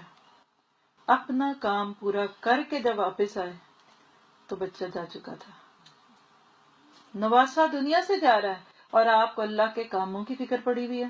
وما کان قولہم، یہ ہوتے ہیں وہ لوگ واللہ جو خود پہ رحم نہیں کھاتے، اور اللہ کی قسم یہ لوگ ہیں جن کے لیے دنیا بھی جنت ہے۔ لوگ ان کے اوپر ترس کھاتا ہے، اللہ آسمانوں سے سلام بھیجتا ہے ایسے لوگوں کو۔ ہر موقع پہ کر کے دکھایا اللہ کے نبی نے، خوشی غم ساتھ ساتھ، اللہ کا رستہ نہیں چھوڑا۔ دیکھیے صرف 10 سال مدینہ کے، مکی دور کو ہٹا بھی دوں نا نظروں سے، ادھر تو ظلم ہی ہے، سچ جو بات ہے، وہاں تو تکلیفیں ہی تکلیفیں ہیں۔ وہاں تو کبھی پاؤں میں طائف کے میدان میں پتھروں پہ خون بہ رہا ہے، جس پاؤں سے خون نکل رہا ہے، یا کبھی جوتے چپک رہے ہیں، لیکن مدینہ کے صرف 10 سال نبی کی زندگی دیکھے، اور آپ کی عمر مبارک 50 سے اوپر، 53 ایئرز کے تھے آپ جب اپنی ہجرت کی۔ ایک عمر ہوتی ہے 53 ایئرز، تو جوانی نہیں ہے، اور آپ اس وقت پیدل مکہ سے مدینہ گئے۔ آج بھی اگر آپ جائیں فلائنگ کوچز پہ بھی تو تھکن ہو جاتی ہے نا، کیا کیفیت ہوتی ہوگی ذرا سوچئے۔ اور ابو بکر جو ان کے ساتھ تھے، اور اس کے بعد کیا ہوا، ہر دن چیلنج، ہر دن چیلنج۔ مکی اور مدنی 1 سال ربیع الاول میں 2 لیکچر رکھے تھے، تو اس میں ایک میں مکی دور ہے در یتیم، اور دوسرے کا نام بھی کچھ اسی طرح کا ہے، ویب سائٹ پہ موجود ہے، ایپ میں بھی وہ سیریز موجود ہے۔ صرف 1 گھنٹے 1.5 میں پورا مکی دور سٹیپ بائی سٹیپ، اور دوسرے میں مدنی دور ہے، وہ آپ سننا چاہے سن لیں۔ لیکن ساری بات کے بعد نبی صلی اللہ علیہ وسلم کی پوری زندگی عمل والی زندگی تھی، راتیں اللہ کے سامنے رو رو کے گزرتی تھی۔ یا ایھا المزمل قم اللیل الا قلیلا، جب سے وہ آیت اتری ہے، مکی دور کے شروع میں اتر گئی تھی، راتوں کو کھڑے ہوتے تھے، پاؤں سوج جاتے تھے، اور آپ جاگتے رہتے تھے۔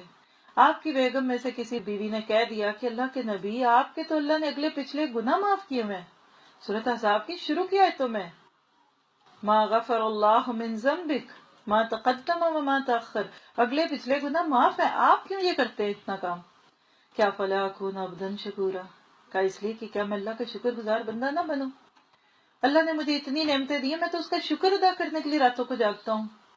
راتیں ایسی تھی کہ سینے میں سے ہنڈیا کی آوازیں آتی تھی، اور دن کیسے تھے؟ یا ایھا المدثر قم فانذر، یہ ہیں 2 میرے نبی کے مقام۔ یا قم اللیل، رات کو رب کے سامنے کھڑے ہوتے تھے اور راہب بن کے روتے تھے، اور دن میں لوگوں کے بیچ میں گردش کرتے تھے۔ فانذر وانذر عشیرتک الاقربین، سورۃ شورى کی آیتیں نازل ہوئیں کہ جائیے اپنے قریبی رشتہ داروں کو ڈرائیے، ڈرانے سے مراد تھا کہ وارن کیجیے، ان کی خیر خواہی کرے۔ ایک ایک قبیلے بستی گھر میں گئے، کھانے کی دعوت کر کے خاندان کو بلایا، ابو جہل کو، ابو لہب کو بلایا، سب کو، کہ لوگوں قولوا لا الہ الا اللہ تفلحون۔ یہ نبی تھا ہمارا، ساری زندگی کا مشن، ایک سنت جو آپ نے کبھی نہیں چھوڑی، وہ انذار تھی، لوگوں کو برائیوں سے روکنا، اچھی بات کا حکم دینا، اللہ سے جوڑنا۔ ہم کہتے ہیں رمضان آئے گا تو کریں گے یہ کام، عمرے پہ جائیں گے تو رب کو یاد کریں گے، حج پہ جائیں گے تو رب یاد آئے گا، کعبے کے طوافوں کے دوران رب کو یاد کریں گے، باقی ادھر آ کے یہ تو شادی ہے، یہ تو منگنی ہے، یہ تو پہلا پھیرا ہے، اور ہماری تو مجبوریوں کے کوئی مرحلے نہیں ختم ہوتے۔ جس رب سے خوشیاں مانگتے ہیں، اللہ کی قسم، غلط نہ کہوں، دل نہیں کرتا کڑوی بات کرنے کو، لیکن یہ اتنا بڑا سچ ہے آج امت کا، پھر بولتی ہوں، شاید آدھا جملہ پہلا نہ سنا آپ نے، آج جس رب سے ہم خوشیاں مانگتے ہیں نا، اپنی خوشیوں میں اس کو ناراض کرنے کی ٹھان لیتے ہیں. گویا کہ کہتے ہیں دے پھر اور خوشی، تجھے کر کے دکھاتے ہیں نافرمانی.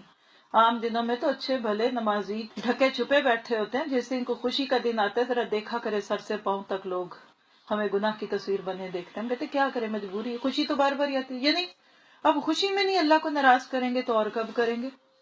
آج کے مسلمان کا یہ حال ہے. صحابہ کی زندگی ایسی نہیں تھی. پیار کیا اللہ کے نبی سے. اللہ کے نبی صلی اللہ علیہ وسلم تبوک کے سفر سے جب واپس آئے، جو آپ کی زندگی کی ایک آخری جنگ تھی، پھر اس کے بعد آپ کی صحت تھوڑی سی گرنے لگی. خیبر کی جنگ کے ارد گرد کے دور میں ایک یہودی عورت نے آپ کو بہانے سے بلایا کھانے کی دعوت پہ اور زہر دے دیا.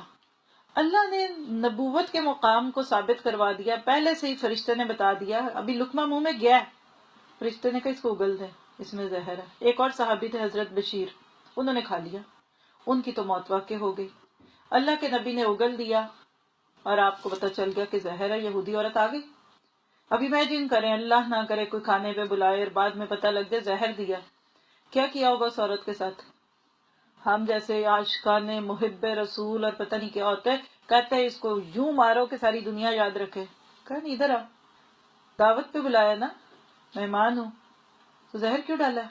دیکھیے کتنی ہوشیار عورت ہے. کہنے لگی اس لیے ڈالا ہے کہ اگر آپ سچے نبی ہوں گے تو آپ کو پتہ لگ جائے گا، اور اگر آپ جھوٹے نبی ہیں تو دنیا کو ایک جھوٹے نبی سے نجات مل جائے گی.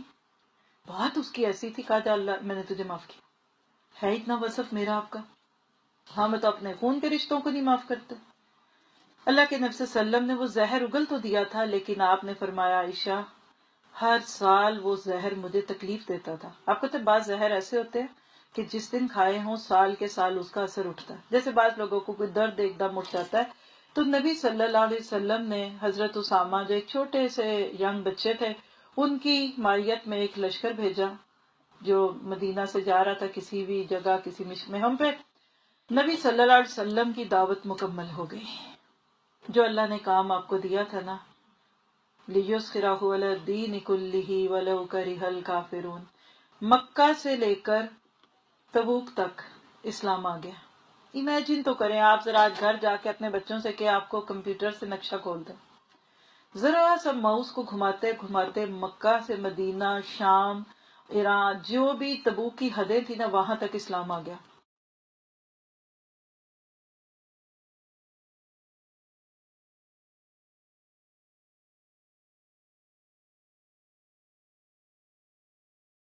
اللہ کے نبی صلی اللہ علیہ وسلم کو جو اللہ نے مشن دیا تھا وہ پورا ہو گیا. اب کچھ اثرات شروع ہو گئے. آپ کہہ لیں کہ کچھ ایسی فیلنگز آ رہی تھی کہ جس کے بعد پتہ چلتا تھا کہ اب نبی صلی اللہ علیہ وسلم کا کوئی انیوژل وقت ہے. میں چند پوائنٹ نکھاتی ہوں آپ کو، جس کو فائدہ ہو لکھ لیں.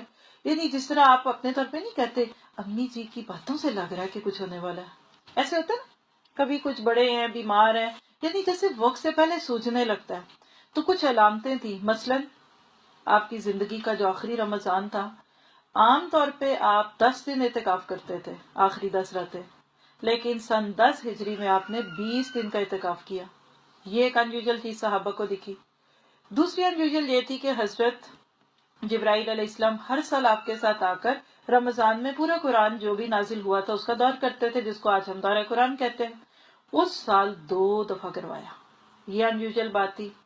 پھر حجت الوداع ہوا. اگر آپ 4 مہینوں کو دیکھیں تو رمضان کے بعد کیا آتا؟ شوال، ذیقعد، ذی الحج.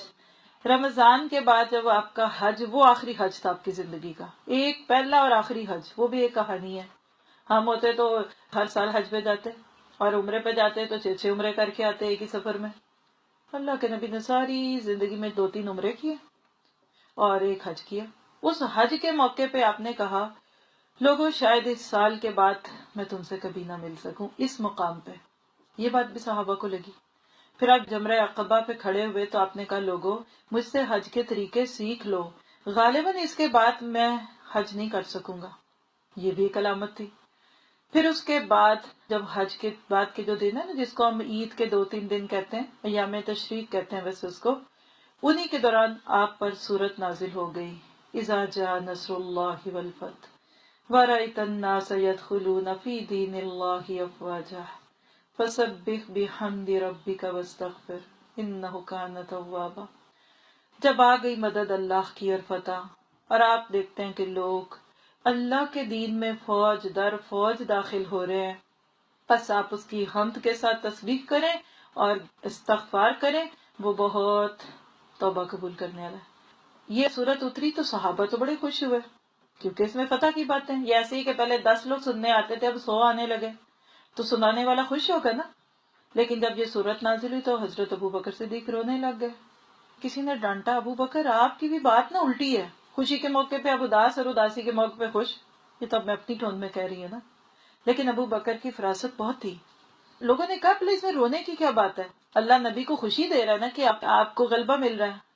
تو حضرت ابو بکر نے کیا کہا تھا، آپ کو یاد ہے؟ کہا ہر عروج کے بعد تو زوال ہے۔ یہ صورت نصر اصل میں نبی صلی اللہ علیہ وسلم کی رخصتی کی خبر ہے۔ جب کام جو ختم ہو گیا تب تو جانا ہی ہے نا۔ لوگ کہتے ہیں حج ختم ہو تو جب حج ختم ہوتا ہے تو کیا کرتے ہیں پھر ہم؟ واپسی۔ کورس ختم ہوا تو واپسیاں، کئی تو واپسی پہلے ہی لے لیتے ہیں، کچھ تو کبھی جاتے ہی نہیں ہے نا۔ جب کام جو پورا ہو گیا، جس کام آئے ہیں کر لیں، ابھی آج یہ پروگرام ہے شروع ہوا اب تھوڑی دیر میں ختم ہو جائے گا۔ تو ابو بکر رو پڑے کہ اللہ کے نبی اب جانے والے ہیں، گویا کہ اللہ کے نبی کی موت کی اطلاع تھی۔ پھر ایک اور خبر ہوئی، سفر کا مہینہ جب آیا 11 ہجری کا، تو آپ احد کے میدان میں گئے، اور جو احد کے شہداء تھے جن کا بھی شروع میں آپ کو تذکرہ سنایا ہے، ان کے لیے جا کر وہاں ایسے دعا کی کہ جو محدثین اور جو سیرہ لکھنے والے اہل سیر، وہ کہتے ہیں ایسے لگ رہا تھا کہ آپ زندوں اور مردوں سے رخصت ہو رہے ہیں۔ جیسے آپ دیکھیں ہمارے ہاں لوگوں نے سفر پہ جانا ہو یا حج پہ جانا ہو یا کہیں سے موو ہونا ہو تو پھر سب سے ملنے کی کوشش کرتے ہیں، اچھا کہا سنا معاف کرنا۔ میں کہتی اس کو ذرا کھول کے کہا کریں، آپ کہا کریں گیتے معاف کرنا، چگلیاں معاف کرنا، جو میں نے آپ پہ الزام لگائے وہ معاف کرنا۔ اور جب کوئی میں کہتے ہیں نا کہا سنا معاف کرنا، ہم بھی کہتے ہیں ہاں کر دیا، بعد میں پھر وہی باتیں دل میں ہوتی ہیں، بغیر شعور کے کرتے ہیں نا اس لیے۔ لیکن بہرحال نبی صلی اللہ علیہ وسلم نے جا کے وہ باتیں کی، اس کے بعد آپ ممبر سجاتے ہیں، ممبر یعنی جیسے آج ہم مائک پہ بات کریں، تو آپ نے صحابہ سے کہا کہ لوگوں میں تمہارا امیر کارواں ہوں اور تم پر گواہ ہوں، باخدا اس وقت میں اپنا حوض یعنی حوض کوثر دیکھ رہا ہوں، مجھے زمین اور آسمان کے خزانوں کی کنجیاں دی گئیں، باخدا مجھے یہ خوف نہیں کہ میرے بعد تم شرک کرنے لگو گے، یعنی امت مسلمہ میں سے شرک کا مجھے خطرہ نہیں، لیکن مجھے خطرہ ہے کہ تم دنیا طلب کرنے میں آپس میں مقابلے کرو گے۔ سچ ہے کہ جھوٹ؟ الہاکم التکاثر حتی زرتم المقابر، سب کو آتا ہے اس کا ترجمہ تھا، انما اموالکم واولادکم فتنہ۔ یہ باتیں بھی لوگوں کو دکھا رہی ہیں کہ آپ کے بعد کی باتیں کوئی ہیں۔ پھر ایک اور علامت لوگوں نے دیکھی کہ نبی صلی اللہ علیہ وسلم آدھی رات کو اٹھے تو بقیع قبرستان میں چلے گئے اور وہاں ان کے لیے دعائیں کی اور کہا کہ قبر والو تم پر سلام، لوگ جس حال میں ہیں اس کے مقابل تمہیں وہ حال مبارک ہو جس میں تم ہو، یعنی قبر والوں کو خوشخبری دے رہے ہیں کہ تم زیادہ اچھی جگہ پہ ہو، فتنے تاریک رات کے ٹکڑوں کی طرح ایک کے پیچھے ایک آ رہے ہیں، یعنی اب آنے والے دور میں دنیا میں فتنے ہی ہوں گے اور ہر آنے والا دور پہلے سے برا ہوگا۔ یہ بھی ایک خبر تھی۔ خیر یہ سب ہو رہا تھا تو اس کے بعد سفر کا آخری دن، یعنی اب یہاں سے آپ گنیں گے میرے ساتھ خود بھی، ہم بالکل اپنے آخری حصے پہ لیکچر کے 29 سفر کا مہینہ ہے 11 ہجری کا، نبی صلی اللہ علیہ وسلم کے مرض کا آغاز ہوتا ہے، یعنی ربیع الاول کے 12 اور اس سے پیچھے کا ایک دن۔ نبی صلی اللہ علیہ وسلم ایک جنازے کے لیے گئے، یعنی کوئی فوت ہوا تو اس کے جنازے کے لیے بقیع میں تشریف لے گئے۔ واپس آ رہے تھے نا تو آپ کے سر میں شدید قسم کا درد شروع ہوا اور بخار ہو گیا، اتنا بخار تھا آپ کو کہ سر پہ بندھی ہوئی جو پٹی تھی نا وہ بھی گرم ہو کے تپ رہی تھی۔ یہ تھا آپ کے مرض الموت کا آغاز۔ آپ نے اسی حالت مرض میں 11 دن تک جماعت سے نمازیں پڑھائیں۔ آپ کی جو بیماری جس میں آپ کا انتقال ہوا کل مدت اس کی 13 دن تھے اور 14ویں دن آپ کا وصال ہوا۔ اسی تکلیف میں تھے کہ آپ کی زندگی کا آخری ہفتہ شروع ہوتا ہے 7 دن پہلے۔ طبیعت روز بروز بوجھل تھی اور اپنی ازواج مطہرات جن کے پاس آپ نے باری لگائی ہوئی تھی، ایک دن ایک کے پاس تو دوسری کے پاس، جدھر آپ جاتے تو کہتے کل میں کدھر ہوں گا۔ ہر ایک سے جب یہی بات کہتے تو آپ کی ازواج سمجھ گئیں کہ آپ حضرت عائشہ رضی اللہ عنہا کی باری کا انتظار کریں۔ سب نے آپس میں بات کی، کہنے لگیں کیوں نہ ہم نبی صلی اللہ علیہ وسلم کو اجازت دے دیں کہ اب آپ بیمار جو ہیں تو آپ حضرت عائشہ کے پاس ہی رہ لیں اصل میں خبر تھی نا پیچھے سے، کیونکہ نبی جہاں فوت ہوتے ہیں ان کو وہیں دفن کیا جاتا ہے. اور عائشہ سے محبت بھی بڑی تھی اور بہت ساری حکمتیں تھی. 3-4 ویک پہلے ہی سیرت عائشہ پہ ایک پوری بات کی ہے، اس میں بھی اس کا ذکر ہوا تھا. بہرحال ازواج نے کہا کہ اللہ کے نبی، ہم اپنی خوشی سے آپ کو اجازت دیتے ہیں کہ آپ حضرت عائشہ کے حجرے میں چلے جائیں. آپ نے کہا ٹھیک ہے. حضرت فضل بن عباس یعنی جو آپ کے چچا کے بیٹے تھے، اور علی بن ابی طالب جو داماد بھی تھے اور چچا زاد بھائی بھی تھے، دونوں کا سہارا لیا، چل کر حضرت عائشہ کے حجرے میں گئے. سر پہ پٹی بندھی ہوئی تھی اور پاؤں زمین پر گھسٹ رہے تھے. آپ کہہ لیجئے کہ یہ تھا آپ کی زندگی کا آخری ہفتہ، اور پھر آپ اس کے بعد اسی حجرے میں 7 دن گزارتے ہیں. حضرت عائشہ عمر کی بہت چھوٹی تھی لیکن سمجھدار بہت تھی. نبی صلی اللہ علیہ وسلم سے یاد کی ہوئی دعائیں، قرآن کی آیتیں آپ پہ پڑھتی، دم کرتی، برکت کی امید میں آپ کے جسم پر ہاتھ پھیرتی تھی. اسی میں 5 دن رہ گئے، 2 دن اور گزر گئے. وفات سے 5 دن پہلے کیا تھے؟ بدھ کا دن تھا. نبی صلی اللہ علیہ وسلم کے بخار میں اتنی شدت آ گئی، تکلیف بڑھی تو غشی شروع ہو گئی. آپ نے فرمایا میرے اوپر مختلف کنووں کے 7 مشکیزیں پانی بہاؤ، یعنی پانی ڈالو میرے اوپر ٹھنڈا، تاکہ میں لوگوں کو جا کر کچھ سکھا سکوں. ذرا سے رکیے گا، بیمار ہیں. عادت تھی نبی صلی اللہ علیہ وسلم روز لوگوں کو درس دیتے. آپ کہہ لیں جو وحی اترتی تھی نا اس کو صحابہ کے ساتھ جا کے شیئر کرتے تھے، کچھ یاد کر لیتے تھے، کچھ اس کی باتوں کو سمجھ جاتے تھے. کہا کہ مجھے شاور دو، پانی ڈالو تاکہ میں جا کے لوگوں کو وصیت کرواؤں. اور روایتوں میں آتا ہے کہ آپ کو ایک برتن میں بٹھایا گیا اور آپ کے اوپر اتنا پانی ڈالا گیا کہ آپ کہنے لگے بس بس بس، یعنی اب اور نہیں ڈالو. اتنا پانی ڈالنے سے ذرا سا بخار کم ہوا. مسجد میں گئے، سر پہ پٹی بندھی ہوئی ہے، ذرا امیجن تو کیجئے. اور ممبر پر بیٹھے اور خطبہ ارشاد فرمایا. سب صحابہ کرام محبت میں آپ کے ارد گرد آگے، کیونکہ وہ آپ کو مس کر رہے تھے. کئی دن سے تو نکاحت کی وجہ سے آپ اٹھ ہی نہیں پا رہے تھے. جب آپ کے ارد گرد صحابہ بیٹھ گئے آپ کے، تو آپ نے کواس دیا جس میں خبر کیا تھی کہ یہود اور نصارہ جیسے نہ بننا، کہ انہوں نے اپنے انبیاء کی قبروں کو مسجدیں بنا لیا تھا. یعنی میری قبر پہ اس میلے اور وہ مجاور بن کے نہ بیٹھنا. اسی طرح الفاظ کے فرق سے کافی چیزیں آپ نے کہا. میری قبر کو بت نہ بنانا کہ اس کی پوجا کی جائے. صحابہ کے لیے یہ بڑا رقت تمیز تھا. ذرا اپنے اوپر لیں، ہمارے خاندان کا کوئی اپنا پیارا ہمیں دکھ رہا ہے کہ وہ دن بدن کمزور ہو رہا ہے، اور جب باتیں بھی ایسی کرے اور محبت کا حال کیا ہوگا. پھر آپ نے ایک اور ایسا کام کیا کہ جو شاید ہی کوئی کرے. آپ نے صحابہ میں اناؤنس کیا کہ آپ میں سے جو کوئی مجھ سے قصاص لینا چاہے، یعنی خود کو قصاص کے لیے پیش کیا. کہنے لگے میں نے کبھی کسی کو مارا، کسی کی پیٹھ پہ کوئی کوڑا لگ گیا تو میری پیٹھ حاضر ہے، میں نے کسی کی بے عزتی کی تو کر لے، یعنی جو میں نے تمہارے ساتھ کیا تم میرے سے کر لو. یہ کون کرتا ہے؟ جس کو آخرت کی جواب دہی کا فکر ہوتا ہے. وہ سوچ رہا ہوتا ہے کہ میں نے دنیا میں دینا ہے بدلہ تو آسان ہے، کل وہاں دینا پڑا تو ساری نیکیاں چلی جانی ہے. حدیث میں آتا ہے کہ میری امت کا مفلس وہ ہے جو بہت نماز روزے اور عبادات کے ساتھ آئے گا، بٹ لوگوں کی برائیاں کی، ان کو تکلیفیں دی، لوگ آتے جائیں گے اس کی نیکیاں لے جائیں گے، آخر لوگوں کے گناہ اس پہ ڈلنے لگیں گے، اور وہ جو جنت میں جانے کا دعوے دار تھا وہ جہنم میں جائے گا. اللہ ہمیں ایسے نیکوں میں نہ کرے کہ ہم لوگوں کے دل دکھائیں اور لوگوں کو بری باتیں کہیں. خیر جو بھی بات ہوئی اس کے بعد آپ ممبر سے اترے، ظہر کی نماز پڑھائی، پھر ممبر پر تشریف لے گئے اور دوبارہ جا کے پھر کچھ باتوں کی نصیحت کی. ایسے لگتا تھا کہ وہ کہتے نا کہ شمع بجھنے سے پہلے پھڑپھڑاتی ہے. جو بتا سکتا ہوں بتا لوں، جو کہہ سکتا ہوں کہہ لوں. کہا لوگوں میں نے کسی کا کچھ لینا دینا تو نہیں ہے. ایک شخص نے کہا کہ 3 درہم آپ نے میرے دینے، کبھی لیے ہوں گے ادھار. آپ نے فضل بن عباس سے کہا کہ ان کو ادا کر دو، دے دیا. پھر ایک کام آپ نے کیا کیا کہ انصار، اب ذرا سا غور سے سنیے گا. مہاجر کون ہے؟ میں آپ صرف سسٹرز کو سامنے رکھتے ہوئے سمجھانے کے لیے اپنی ٹون میں کہتی ہوں، صرف سمجھانے کے لیے. مراد نبی کی تو وہ نہیں تھی لیکن ہمیں بات اس سے سمجھ آئے گی. مہاجرین نبی کا میکہ، تو انصار سسرال تھے. دیکھیے صحابہ نے جو قربانیاں دے دی، جو لوگ کسی جگہ دعوت کے آغاز میں مٹی بن جاتے ہیں نا اس کام کی، وہ اپنے ہو جاتے ہیں. ابو بکر، عمر، عثمان، طلحہ، زبیر، جو نام زبانوں پہ آتے ہیں یہ مکی تھے. مدینہ میں جا کر لوگوں کو اپنا بنانا تھا.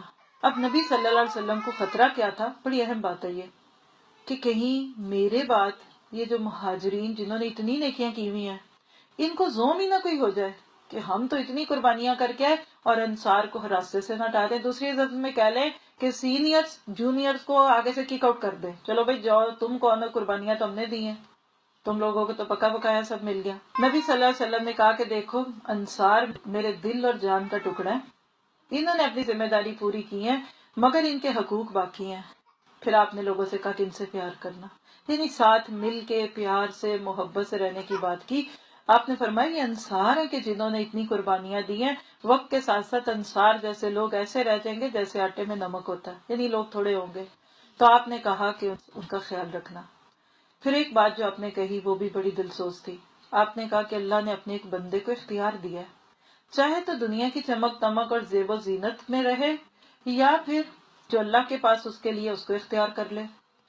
ابو سعید خدری کہتے ہیں کہ یہ بات سن کر ابو بکر پھر رونے لگے. لوگوں نے کہا کہ آپ پر ہمارے ماں باپ قربان ہیں، آپ کیوں رو رہے ہو؟ بلکہ حدیث کے لفظ پتہ کیا ہے؟ لوگ کہتے ہیں اس بڈھے کو دیکھو. اللہ کے نبی پتہ نہیں ایک بندے کی بات کر رہے ہیں اور ابو بکر پتہ نہیں کیوں رونے لگ گئے. چند دن بعد پتہ چل گیا لوگوں کو بھی، جو ابو بکر کو اسی وقت لگ گیا تھا کہ وہ جس بندے کی بات کی تھی وہ تو خود اللہ کے نبی تھے. اور ابو بکر صدیق وقت سے پہلے سمجھ جاتے تھے. پھر صحابہ نے کہا واقعی ابو بکر صاحب علم تھے. آپ نے فرمایا دوستی میں اور مال میں میرے اوپر سب سے زیادہ احسان ابو بکر کے ہیں.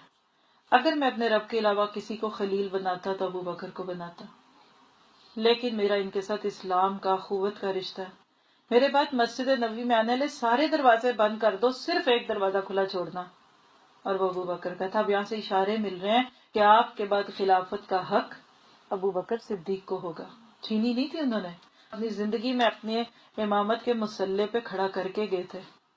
چوتھے دن پہ آتے ہیں، 4 دن رہ گئے آپ کی دنیا میں. جمعرات کا دن تھا، انتہائی تکلیف تھی. آپ نے کہا کہ میرے پاس کاغذ قلم لاؤ، میں ایک تحریر لکھاؤں گا جس کے بعد تم لوگ کبھی گمراہ نہیں ہوگے.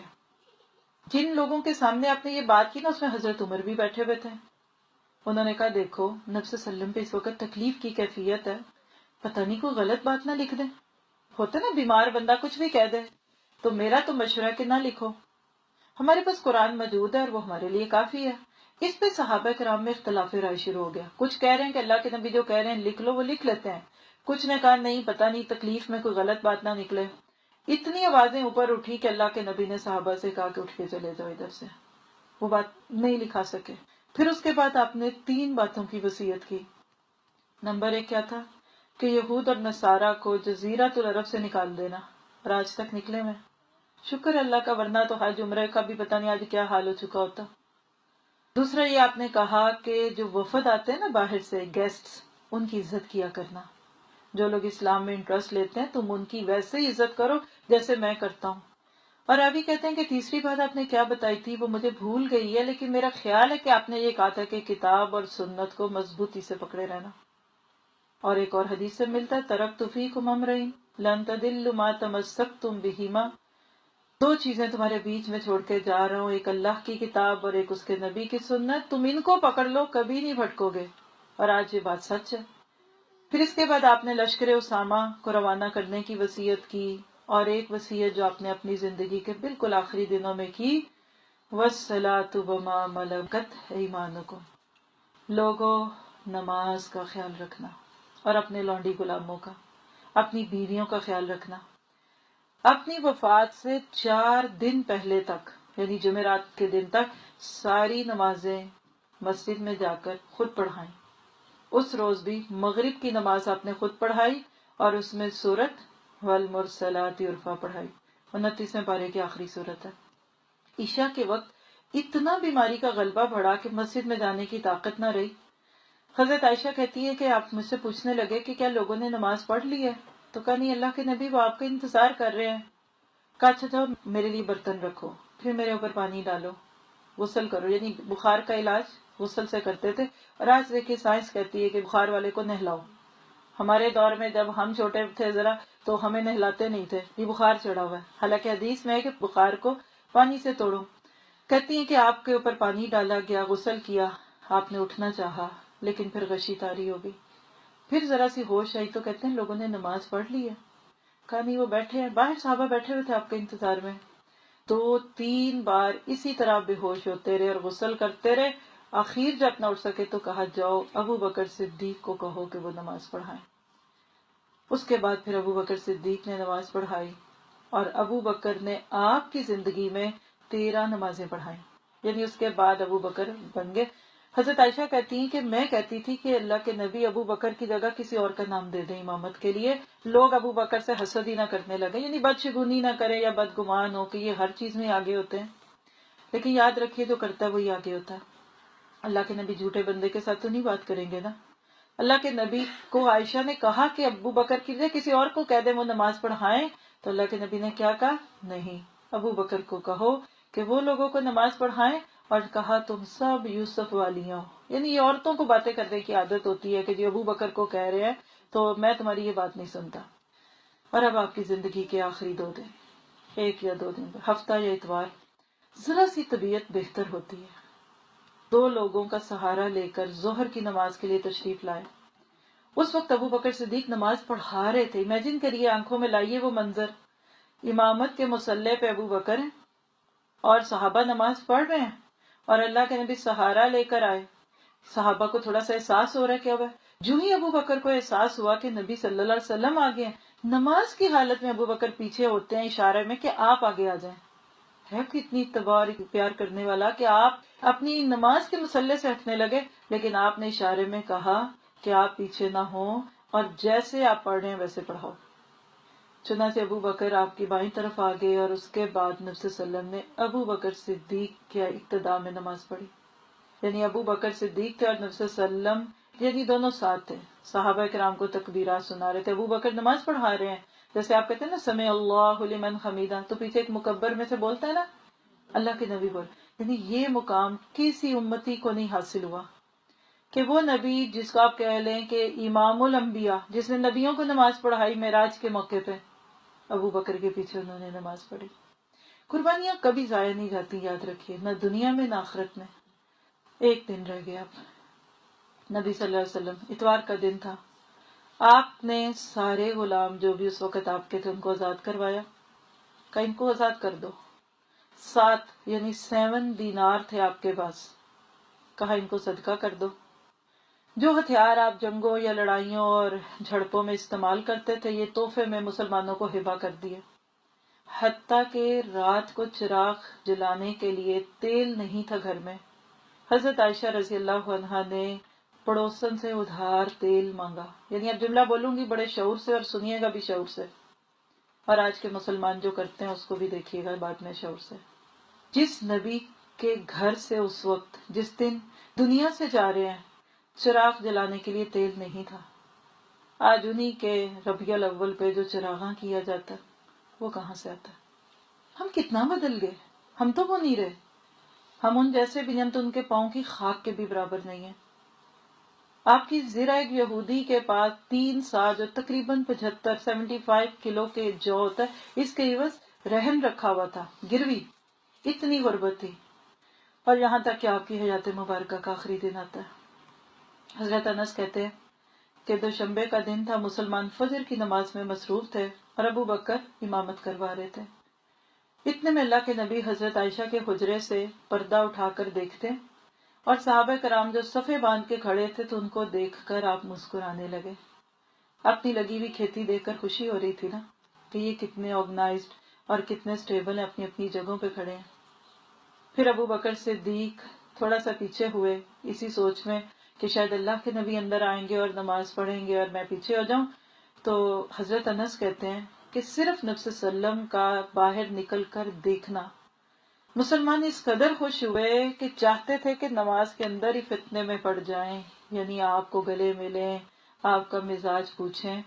لیکن آپ نے اپنے ہاتھ کے اشارے سے فرمایا کہ نماز پوری کرو، اور پھر آپ حجرے کے اندر تشریف لے گئے اور پردہ گرا لیا.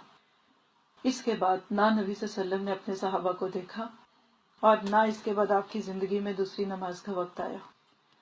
صبح کا وقت ہوا، چاشت کا وقت ہے.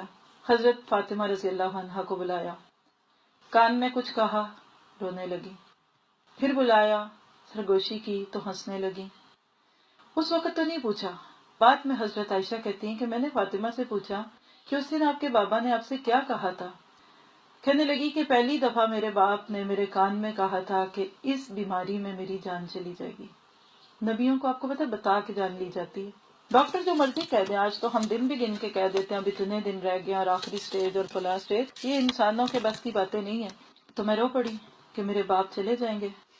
پھر دوبارہ بلا کر کہا کہ سب سے پہلے تو مجھے ملے گی، یعنی میرے بعد اب تیرا انتقال ہوگا۔ اور ٹھیک 6 مہینے کے بعد حضرت فاطمہ رضی اللہ تعالیٰ عنہ کا انتقال ہوا۔ کہتی یہ سن کر میں ہنس پڑی، خوش ہو گئی۔ پھر امیجن کریے فاطمہ اپنی موت کی خبر سن کے خوش ہو رہی ہیں، کیوں؟ تیاری کی بھی تھی نا۔ ہمیں تو ڈپریشن کے دورے پڑنے لگ جائیں اگر ہمیں ڈاکٹر پہلے ہی کہہ دیں کہ تم مر جاؤ گی۔ اور آپ نے اس موقع پہ حضرت فاطمہ کو خبر دی تھی کہ فاطمہ تو جنت کی عورتوں کی سردار ہوگی۔ اور اتنی تکلیف تھی نفس سلم کو کہ حضرت فاطمہ نے کچھ اشعار کہے، وَكَرَّ بَابَاهُ، ہائے ابا جان کی تکلیف، ابا کو میری اتنی تکلیف ہے۔ تو فاطمہ کہتی ہیں کہ نفس سلم نے کہا کہ فاطمہ آج کے بعد تیرے باپ پر کوئی تکلیف نہیں آئے گی۔ آپ کو ہوتا ہے کہ مومن پہ آخری تکلیف نزا ہوتی ہے، نفس سلم پہ بھی آئی تھی، کیوں؟ کہ اللہ نے درجے بہت اونچے دینے ہیں، اللہ تعالیٰ عادل بھی ہے، دنیا میں سب برابر کرتے ہیں۔ پھر آپ نے حسن اور حسین کو بلایا، ان کا ماتھا چوما، ان کو وصیت کی، ازواج مطہرات کو بلایا، ان کو واعظ اور نصیحت دی۔ نزاع شروع ہو گئی، زہر کا اثر بھی شروع ہو گیا جو خیبر میں کھلایا گیا تھا۔ حضرت عائشہ کو آپ نے کہا کہ عائشہ یہ زہر مجھے ہر سال ستاتا تھا، آج تو اس نے میری رگے گردن ہی کاٹ دی۔ پھر آپ نے صحابہ کو وصیت کی، الصلاۃ والصلاۃ، نماز نماز۔ یا پھر ایک جملہ بولوں گی، نزاع لگی ہوئی اور نبی کو فکر کس بات کا ہے؟ نماز کا۔ آج امتیوں کے بیٹوں اور بیٹیوں اور ماؤں بہنوں کی نمازیں کدھر جاتی ہیں؟ پہلے تو میں اپنے اوپر رکھوں، پھر آپ اپنے اوپر رکھیں۔ جس امت نے نماز چھوڑی ہے نا وہ کبھی دنیا میں کامیاب نہیں ہو سکتی، یاد رکھے۔ اور لونڈی غلاموں کی باتیں، اور پھر آپ کے اوپر نزاع ہو گئی اور تیز ہو گئی۔ حضرت عائشہ کہتی ہے کہ میرا سینہ تھا، یعنی نبی وسلم کے سر آپ کے سینے کے ساتھ آگے، جیسے کبھی سہارا دینے کے لیے مریض کو، آج کل تو وہ بیڈ ہی ایسے ہوتے ہیں نا بٹھا دے۔ حضرت عائشہ کہتی ہیں کہ میرے ساتھ ٹیک لگا دی گئی نبی وسلم کی، اور یہ میرے اوپر اتنی بڑی اللہ کی نعمت ہے کہ آپ کی جان نکلی جب آپ میرے یہ نہر، یہ سینہ اور یہ جہاں سے ہم بولتے ہیں نا گلا، کہتے ہیں آپ میرے یہاں تھے، یعنی آپ کا سر ادھر تھا۔ حتیٰ کہ ایک صحابی آپ کو دیکھنا ہے تو ان کے ہاتھ میں مسواک تھی، تو کہتی ہیں اللہ کے نبی کی آنکھوں سے میں سمجھ گئی کہ آپ کو مسواک چاہیے۔ پھر میں نے وہ مسواک لی، لیکن آپ اتنے کمزور ہو چکے تھے کہ آپ اس کو چبا نہیں سکتے تھے، تو میں نے نبی صلی اللہ علیہ وسلم کو مسواک تھی وہ چبا کر دی، اور آپ نے میری چبائی ہوئی مسواک کی۔ کہتے ہیں یہ میرے اوپر ایک اللہ کا بہت بڑا کرم ہے کہ آخری وقت پہ آپ کا لعاب میرا لعاب آپس میں مل گیا۔ اور ان کے بھائی تھے یہ عبد الرحمن بن ابی بکر، جن کے ہاتھ میں مسواک تھی۔ اللہ اکبر، ذرا سوچئے تو صحیح کہ کس حال میں جا رہے ہیں اللہ کے نبی دنیا سے۔ پھر آپ کے سامنے کٹورا ایک پانی کا رکھا گیا، آپ اس میں اپنا ہاتھ ڈالتے، چہرے پہ پھیرتے اور فرما رہے تھے لا الہ الا اللہ، لا الہ الا اللہ۔ ساری زندگی اللہ کے نام کا کلمہ بلند کرتے رہے، موت کے وقت خود ہی کلمہ آ گیا۔ کہنا نہیں پڑتا میرے لیے دعا کرو مجھے موت کے وقت کلمہ نصیب ہو جائے، اب تو وظیفے ایجاد ہو گئے، یہ وظیفہ کر لیں دیکھیے موت کے وقت کلمہ آئے گا۔ نہیں، کلمہ دل میں ہوتا ہے، موت کے فرشتے کو دے کے زبان پہ آ جاتا ہے۔ اور آپ کہی جا رہے ہیں الا ان للموت لسکرات، ہے موت کے لیے بڑی سختی ہے۔ پھر آپ کی نظریں آسمان کی طرف گئیں اور آپ کچھ کہہ رہے ہیں۔ حضرت عائشہ کہتی ہے کہ میں نے کان لگا کر سنا کیا کہہ رہے ہیں، تو اس وقت اللہ کے نبی کی زبان پہ تھا کہ انبیاء، صدیقین، شہداء اور صالحین کے ساتھ جن پر تو نے انعام کیا، وہی مال الذین انعم اللہ علیہم من النبیین والصدیقین، سورۃ نساء کی آیتیں۔ پھر آپ فرما رہے اللہ مجھے بخش دے، مجھ پہ رحم کر، مجھے رفیق اعلیٰ میں پہنچا دے، اور ساتھ ہی کہتے اللہ تو رفیق اعلیٰ۔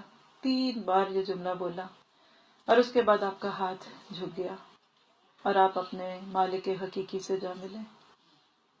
اور یہ واقعہ 12 ربیع الاول 11 ہجری پیر کے دن چاشت کے وقت صبح میں ہوا۔ آپ کی عمر مبارک 63 سال اور 4 دن کی تھی۔ کل من علیہا فان، ہر ایک کو جانا ہے۔ قرآن میں بار بار تذکر آتا ہے کوئی بھی ہمیشہ دنیا میں نہیں رہے گا۔ اتنا بڑا غم ٹوٹا مدینہ والوں پہ کہ حضرت انس کہتے ہیں جس دن نبی صلی اللہ علیہ وسلم مکہ سے ہجرت کر کے مدینہ آئے وہ ہماری ہسٹری کا سب سے خوبصورت دن تھا، اور سب سے تاریک دن مدینہ کی ہسٹری میں وہ ہے جسے نبی صلی اللہ علیہ وسلم دنیا سے گئے۔ حضرت فاطمہ اپنے باپ کی موت کی غم سن کے کچھ اشعار پڑھتی ہیں، یا بتاہ عجاب رب بنداہ، یا بتاہ من جنت الفردوس ماواہ، یا بتاہ الی جبریل نعناہ۔ ہائے ابا جان جنہوں نے پروردگار کی پکار پر لبیک کہا، ہائے ابا جان جن کا ٹھکانہ جنت الفردوس ہے، ہائے ابا جان ہم جبرائیل کو آپ کی موت کی خبر دیتے ہیں۔ یہ کیا بتا رہا ہے کہ نبی گئے، سب کو جانا ہے۔ حضرت عمر کو دیکھیے، یہ خبر سن کر ہوش چلا گیا، کھڑے ہو گئے، تلوار پکڑ لی، کہا خبردار اگر کسی نے یہ کہا کہ اللہ کے نبی چلے گئے، منافقین کہہ رہے ہیں، جیسے موسیٰ پہاڑ پہ گئے تھے تو پیچھے سے خبر پھیل گئی کہ موسیٰ بھول گئے، کہا نہیں اللہ کے نبی واپس آئیں گے۔ اتنا ہوا معاملہ کہ ابو بکر کو اٹھ کے آنا پڑا۔ ابو بکر اپنے گھوڑے سے اترے، مسجد نبوی میں آئے، سیدھے حضرت عائشہ کے پاس گئے، اللہ کے نبی کو دیکھا، آپ کا جسم دھاری دار جمنی چادر سے ڈھکا ہوا تھا، آپ کے چہرے سے کپڑا اٹھایا اور آپ کو چوما۔ اسی سے ثابت ہوتا ہے کہ میت کا بوسہ لیا جا سکتا ہے۔ پھر روئے اور کہنے لگے کہ میرے ماں باپ آپ پر قربان، اللہ آپ پر 2 موتیں جمع نہیں کرے گا، یعنی جو موت آپ کے لیے لکھی تھی وہ آپ کو آ گئی۔ باہر آئے، دیکھا عمر جو ہیں وہ لوگوں سے کہہ رہے ہیں کہ اللہ کے نبی نہیں فوت ہوئے۔ پھر عمر کو سناتے ہوئے سب کو سنا گے جو آج ہم بھی ایک دوسرے کو سنائیں کہ من کان منکم یعبد محمدا صلی اللہ علیہ وسلم فإن محمدا قد مات۔ جو محمد صلی اللہ علیہ وسلم کی عبادت کرتا تھا تو وہ تو چلے گئے دنیا سے۔ فإن اللہ حی لا یموت، اللہ زندہ ہے، وہ نہیں مرے گا۔ آج لوگوں نے اللہ اور رسول کو ایک کر دیا، نعوذ باللہ، خالق اور مخلوق کا فرق ہی مٹا دیا۔ عقیدے کی کمزوریاں آتی بے علمی سے یا غلط علم کے سیکھنے سے۔ پھر اس وقت یہ آیت جو آج میں نے شروع میں آپ کے سامنے پڑھی، ابو بکر نے پڑھی کہ وما محمد الا رسول قد خلت من قبلہ رسل۔ صحابہ کہتے ہیں ہمیں لگا کہ یہ آیت آج نازل ہوئی ہے، 7 سال پہلے ذہن سازی کر دی گئی تھی، اور ابو بکر کی زبان سے یہ آیت سن کے پھر عمر پھر ٹوٹے اور پھر روئے پھوٹ پھوٹ کے۔ مدینہ کی گلیاں رو رہی تھیں، غم کا پہاڑ ٹوٹا ہوا تھا، سمجھ نہیں آ رہا تھا سب کو، کسی کو یقین نہیں آ رہا تھا کہ یہ واقعہ سچ ہے، یہاں تک کہ ابو بکر کی زبان سے یہ آیت سن کر لوگوں کے ہوش باقی آئے۔ اور صحابہ کرام کہتے ہیں کہ ہم تو سوچتے بھی نہیں تھے کہ کبھی نبی صلی اللہ علیہ وسلم ہمیں چھوڑ کے جائیں گے۔ پھر اس کے بعد آپ کی جان گئی۔ اب اس کے بعد کیا ہوا یہ بھی اپنی جگہ ایک خوبصورت بات ہے، میں آپ کو دعوت دوں گی، یہ بالکل یہ میں نے آپ کو جب بھی سنایا نا، یہ رحیق مختوم میں سے سنایا ہے موسٹلی، اور یہ سیریز بھی ریکارڈ ہے۔ یہ میں نے جب خود پڑھی تھی تو میں بہت روئی تھی، اکیلے میں پڑھی تھی، اپنی کالج لائف میں پڑھی تھی۔ مجھے نہیں پتا تھا آج میں حضرت فاطمہ کا غم کتنا محسوس کر رہی ہوں۔ وہ عمر ہی ایسی ہوتی ہے، لڑکپن تھا، کالج جاتی تھی، اس وقت ایسی خود ہی پڑھی، اتنا روئی کیسے لگا کہ پتہ نہیں کیا ہو گیا، حالانکہ کوئی وہ جذباتی وابستگی محسوس نہیں کی تھی کبھی۔ اور اس کے کچھ عرصے بعد اللہ کے حکم سے سڈن کھڑے کھڑے میرے اپنے والد کی ڈیتھ ہوئی، تو مجھے آنسو ہی نہیں آ رہے، چاروں طرف میرے فاطمہ تھی کہ فاطمہ کا باپ نہیں رہا تو میرا بھی نہ رہا تو کیا ہوگا۔ مجھے لگا میں نے جتنا رونا تھا اللہ نے مجھے پہلے رلا لیا، دل میں سے صبر کی سل آ گئی۔ تو آپ اس سے آگے کیا، وہ بھی بڑی خوبصورت باتیں ہیں کہ آپ کا جنازہ کیسے ہوا، آپ کو غسل دیا گیا کہ نہیں، لیکن وہ میں ابھی اس وقت آپ کے ساتھ شیئر نہیں کروں گی، وہ آپ وہاں سے سنیے گا، آپ سنیں گے، کیونکہ جو بات سمجھانی مقصود تھی وہ آ گئی ہے۔ اور وہ کیا ہے کہ یہ تھی وہ 12 ربیع الاول جو نبی کی زندگی میں آپ کے گھر میں منائی گئی۔ یہ وہ 12 ربیع الاول کے 13 دن تھے یا ایک سفر کا دن تھا جو نبی کی زندگی میں منایا گیا جب وہ موجود تھے۔ دیکھیے نا، آج شادی ہوئی تو اگلے سال آج کے دن اسی دن کی یاد آئے گی نا، جس کو اینیورسری کہتے ہیں۔ آج بچہ پیدا ہوا تو اگلے سال ماں کو یاد آئے گا نا کہ میرا بچہ پیدا ہوا تھا۔ تو جس کی یاد میں ہم آج مناتے ہیں وہاں یہ 13 دن ایسے گزرے تھے، غم کے کہ خوشی کے۔ تو آئیے ذرا آج کے دیکھیے مسلمان کیا کرتا ہے۔ اللہ نے دکھایا کلپ، میں نے کبھی شعوری طور پہ ایسی چیزیں نہیں دیکھی، لیکن آواز کم رکھیے گا کیونکہ نعت تو ہے لیکن پیچھے میوزک یا پتہ نہیں ڈرم ہے، اللہ نوز بٹ۔ ذرا تصویروں پہ نظر ڈالیے گا، جو ادھر آ جائیے تو منہ بولتا ثبوت ہے کہ آج کا مسلمان یہ ربیع الاول کیسے مناتا ہے۔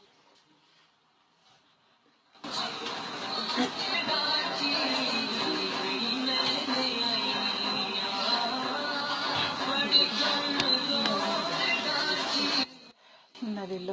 آپ دیکھ رہے ہیں پیچھے، بلکہ اس کی آواز کم اسی لیے رکھی۔ آپ دیکھیے جو ہمارے باہر سے ساتھی سن رہے ہیں ان کے لیے بھی اور آپ کے لیے بھی تھوڑی آواز کم کریں۔ آپ دیکھیے پورا اسٹیج بنا ہوا ہے، یہ ربیع الاول منایا جا رہا ہے، جس میں پتلے بھی ہیں۔ آپ کو پتہ ہے کہ اللہ کے نبی نے فرمایا کہ بدترین عذاب قیامت کے دن مصوروں کو ہوگا، اور خاص طور پہ یہ جو اسٹیچوز بنے ہوئے ہیں، کہیں خانہ کعبہ کا ماڈل ہے اور اس میں لوگوں دیکھیے اوپر طواف کرتے ہوئے دکھ رہے ہیں، اور ادھر مسجد نبوی ہے، یہ زمزم کا کنواں بنایا ہوا ہے ادھر، اور یہ بیچ میں بچوں کے جیسے کھلونے، لائٹیں جل رہی ہیں۔ یہ ربیع الاول منائی جا رہی ہے۔ ذرا سوچئے نبی کے گھر 12 ربیع الاول کو کیا ہو رہا تھا۔ یہ دیکھیے نیچے یہ جو مچھلی سی بنی ہے نا، یہ نبی صلی اللہ علیہ وسلم کی جوتی کا اپنے زوم میں یہ نقش نال ہے، نال کہتے ہیں جوتی کو، اور آپ پتہ ہے اس کے اندر کیا لکھا ہوتا ہے؟ والصلاۃ والسلام رسول اللہ انا للہ و انا الیہ راجعون۔ باہر اتنا 100 جوتا پڑا ہوگا، اس سے بھی زیادہ ہوں گے۔ کسی جوتی پہ لا کے کہیں نا اپنے باپ کا نام لکھو تو لکھ سکتے ہیں، اور کہتے ہیں یہ نبی کی جوتی کے صدقے گھر کی چھتوں پہ لوگوں نے بنائے ہوتے ہیں۔ یہ کس نے بتایا؟ یہ کیا ہوا؟ آج امت کہاں کھو گئی؟ اب اس کو دیکھ کر کیا آ رہا ہے؟ فن نہیں لگ رہا؟ یہ دیکھیں ذرا، قربانی کے جذبے ومستقانو، اور وہ جو قربانیاں دے گے وہ صحابہ کرام اگر یہ گڈی گڈے کے کھیل تماشے کھیل رہے ہوتے تو کیا اسلام غالب ہوتا؟ یہ پورا اپنے حساب سے مسجد نبوی اور مدینہ کا ماڈل بنایا ہوا انہوں نے، اور آپ دیکھیے گا پیچھے عورتیں مرد اکٹھے ہیں۔ یہ وہ گلی بنائی ہوئی اپنے حساب سے کہ جس میں سے اس کے جو بول ہے نا وہ ایسے ہی ہے کہ نبی کی سواری ادھر سے گزری، تو یہ تو کسی شادی کی مہندی اپٹن تو ہو سکتا ہے، یہ نبی کی اس 12 ربیع الاول سے تو اس کا کوئی تعلق نہیں۔ یہ دیکھیے عورتیں بھی مرد، اور وہ پانی پتہ نہیں اپنے حساب سے اس کو کوئی مبارک پانی سمجھ رہے ہیں اور اس کو بھر بھر کے پی رہے ہیں۔ آج تو ہم ربیع الاول کے نام پہ بھی وہی مناتے ہیں جس میں کھانے ہوں اینڈ پہ۔ آپ دیکھیے کہ آج کے مسلمان میں اور صحابہ کرام میں بس یہی فرق ہے کہ وہ کردار کے غازی تھے، ہم گفتار کے غازی ہو گئے ہیں۔ ہم صرف باتیں کرتے ہیں، ہم نعرے لگاتے ہیں، پھر گھر جا کے انہی کی فلمیں دیکھتے ہیں، شادیوں میں انہی کے ہم گانے گاتے ہیں، جن دشمنوں سے ہم ملکوں کے اور زمینوں کے ٹکڑے لینا چاہتے ہیں ہم انہی سے پھر بعد میں اپنا رنگ اور تعلق ملاتے ہیں۔ یہ کمزوری ہے، یعنی ابھی میرا درد پورا نہیں ہوا لیکن وقت پورا ہو گیا۔ کیا آج ہم مسلمان کیا کریں؟ دیکھیں پورا آپ لیکچر سن لے، میں نے کوئی آپ کے ساتھ اختلافی بات نہیں کی، کسی مسلک کسی سوچ سے آپ کا کوئی تعلق نہیں جوڑا، میں نے براہ راست آپ کو ان لوگوں سے جوڑنے کی کوشش کی ہے جن کی یاد میں یہ مناتے ہیں، تو پھر ان کی زندگی اور اپنی زندگی کا فرق دیکھ لیں۔ اور یہ کیوں ہوا؟ آج ہوا کیوں؟ صحابہ کی زندگیاں اور نبی کی زندگیاں جو تھیں آج ہماری فرق ہی ہوئی، ان مرحلوں سے نہیں گزرے، امت کا تعلق علم سے کٹا۔ اصل ہمارا جو معاملہ تھا نا وہ سیرت النبی کا تھا، ہم نے اس کو میلاد النبی بنا دیا۔ آج ہم جو کچھ کر رہے ہیں، یعنی جس میں ایک بہت بڑی بات ہے کہ ربیع الاول کے ساتھ ہم عید میلاد النبی کا نام لگاتے ہیں نا، ہے نا؟ اس سوچ کو ذرا سا سمجھیے گا۔ میں چھوٹے سے ایک میسج پڑھ کے سنا دیتی ہوں، وہ میرے سے زیادہ آسانی سے بات ہو جائے گی۔ یہ دو دوست ہیں، ان کا ایک مکالمہ، عید میلاد النبی منانا کیسا ہے۔ ایک دوست کا نام جنید ہے اور ایک کا نام عبداللہ ہے۔ جنید کہتا ہے السلام علیکم، عبداللہ کہتے ہیں وعلیکم السلام، سنائیے آج کیسے صبح صبح آگے دکان پر نہیں گئے؟ جنید آج تو عید میلاد النبی ہے، بازار دکانیں سب بند ہیں۔ عبداللہ اچھا تو آپ آج عید منا رہے ہیں؟ جنید تو کیا آپ نہیں منا رہے؟ عبداللہ عیدیں تو اسلام میں صرف 2 ہی ہیں، عید الفطر اور عید الاضحیٰ۔ جنید یہ تیسری بھی تو عید ہی تو ہے جسے عید میلاد النبی کہتے ہیں۔ عبداللہ اچھا آپ ذرا یہ تو بتائیے کہ یہ تیسری عید ہے، کیا اس عید والے دن عید گاہ جا کر نماز عید ادا کی جاتی ہے؟ آپ کہتے ہیں نا کہ ہماری دونوں عیدوں میں صبح نماز ہوتی ہے، تو وہ پوچھ رہا ہے کیا اس دن نماز پڑھی؟ جنید نہیں بھائی، عید میلاد النبی کی نماز تو نہیں ہوتی۔ عبداللہ تو باقی 2 عیدوں کی نمازیں آپ کیوں پڑھتے ہیں؟ جنید وہ تو پڑھنی تھی۔ عبداللہ وہ کیوں پڑھنی چاہیے؟ جنید اس لیے کہ ان کے پڑھنے کا حکم ہے۔ عبداللہ کیا عید میلاد النبی کی نماز پڑھنے کا حکم نہیں ہے؟ جنید نہیں ہوگا نا، اسی لیے کوئی نہیں پڑھتا، یعنی اس بیچارے کو علم بھی نہیں ہے اس بات کا جس کو وہ ڈیفینڈ کر رہا ہے۔ عبداللہ کیا عید میلاد النبی منانے کا کہیں حکم ہے؟ جنید سنا تو نہیں کہیں، حکم منع بھی تو نہیں ہے نا۔ عبداللہ کیا اس کی نماز عید منع ہے؟ جنید منع تو وہ بھی نہیں ہے، یعنی جو کام نہیں منع۔ آپ کو سینیریو تو سمجھ آ رہا ہے نا؟ آپ اپنے آپ سے پوچھئے، ہم اپنے اون پہ جب عید کی بات کرتے ہیں تو عید کے ساتھ ہمارے ذہن میں کیا آتا ہے؟ عید الفطر ہے تو اس سے پہلے روزے رکھتے ہیں، اور عید الاضحیٰ ہے تو اس سے پہلے ہم حج کرتے ہیں، رائٹ، قربانیوں سے گزرتے ہیں نا۔ عید میلاد النبی کے لفظ کو اگر آپ رکھ کے دیکھ لیں تو کیا ان دونوں چیزوں کا کوئی تصور ہے؟ عید والے دن روزہ رکھنا حرام ہے، آپ کو پتا؟ تو کیا 12 ربیع الاول کو روزہ رکھنا حرام ہے؟ عید کو نئے کپڑے پہننے جاتے ہیں، اس دن کو پہننے کی کوئی بات ہے؟ یعنی 101 چیزیں آپ کو ملیں گی۔ اس پہ ایک لیکچر ہے پچھلے سالوں میں ہوا ہوا، کیا مناؤ، عید مناؤ یا ویلنٹائن؟ اور مجھے ابھی بھی یاد ہے کہ جیسے آج دیکھیے کہ دسمبر میں آیا نا ربیع الاول، جس سال میں نے وہ لیکچر کہیں دیا تھا تو فیبروری کا مہینہ تھا اور ربیع الاول آیا، اور 14 فروری کو لوگ ویلنٹائن منا رہے تھے۔ وہی لوگ جنہوں نے پیچھے 12 دن اور بلکہ پورا ہی ربیع الاول جو ہے وہ بہت سارے میلاد رکھے اور عام دنوں سے زیادہ مصروفیات ہو جاتی ہیں لوگوں کی، تو 14 فروری کو وہ ویلنٹائن مناتے ہوئے دکھے۔ تو وہاں اس کی کافی ساری ڈیٹیلز ہیں، اور انشاءاللہ تعالی اس کے جو باقی موضوعات آپ کے ذہنوں میں سوال آئیں گے اس کو سننے کے بہت سارے موقع ہیں۔ بس یہ دعا کیجئے کہ اللہ تعالی ہمیں وہ بات کہنے اور کرنے کی توفیق دے کہ جو واقعی حقیقت میں ہے، ٹھیک ہے؟ سبحانک اللہم و بحمدک، اشہد ان لا الہ الا انت، استغفرک و اتوب الیک۔ ربنا تقبل منا انک انت السمیع العلیم وتب علینا انک انت التواب الرحیم، وصلی اللہ تعالی خیر خلقہ واصحابہ اجمعین برحمتک یا ارحم الراحمین یا ارحم الراحمین، آمین ثم آمین۔ أعوذ بالله من الشيطان الرجيم.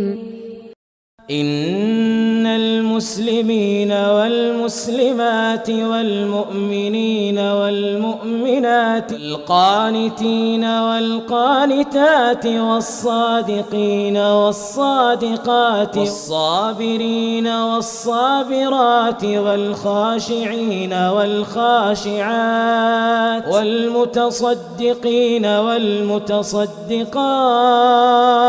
والصائمين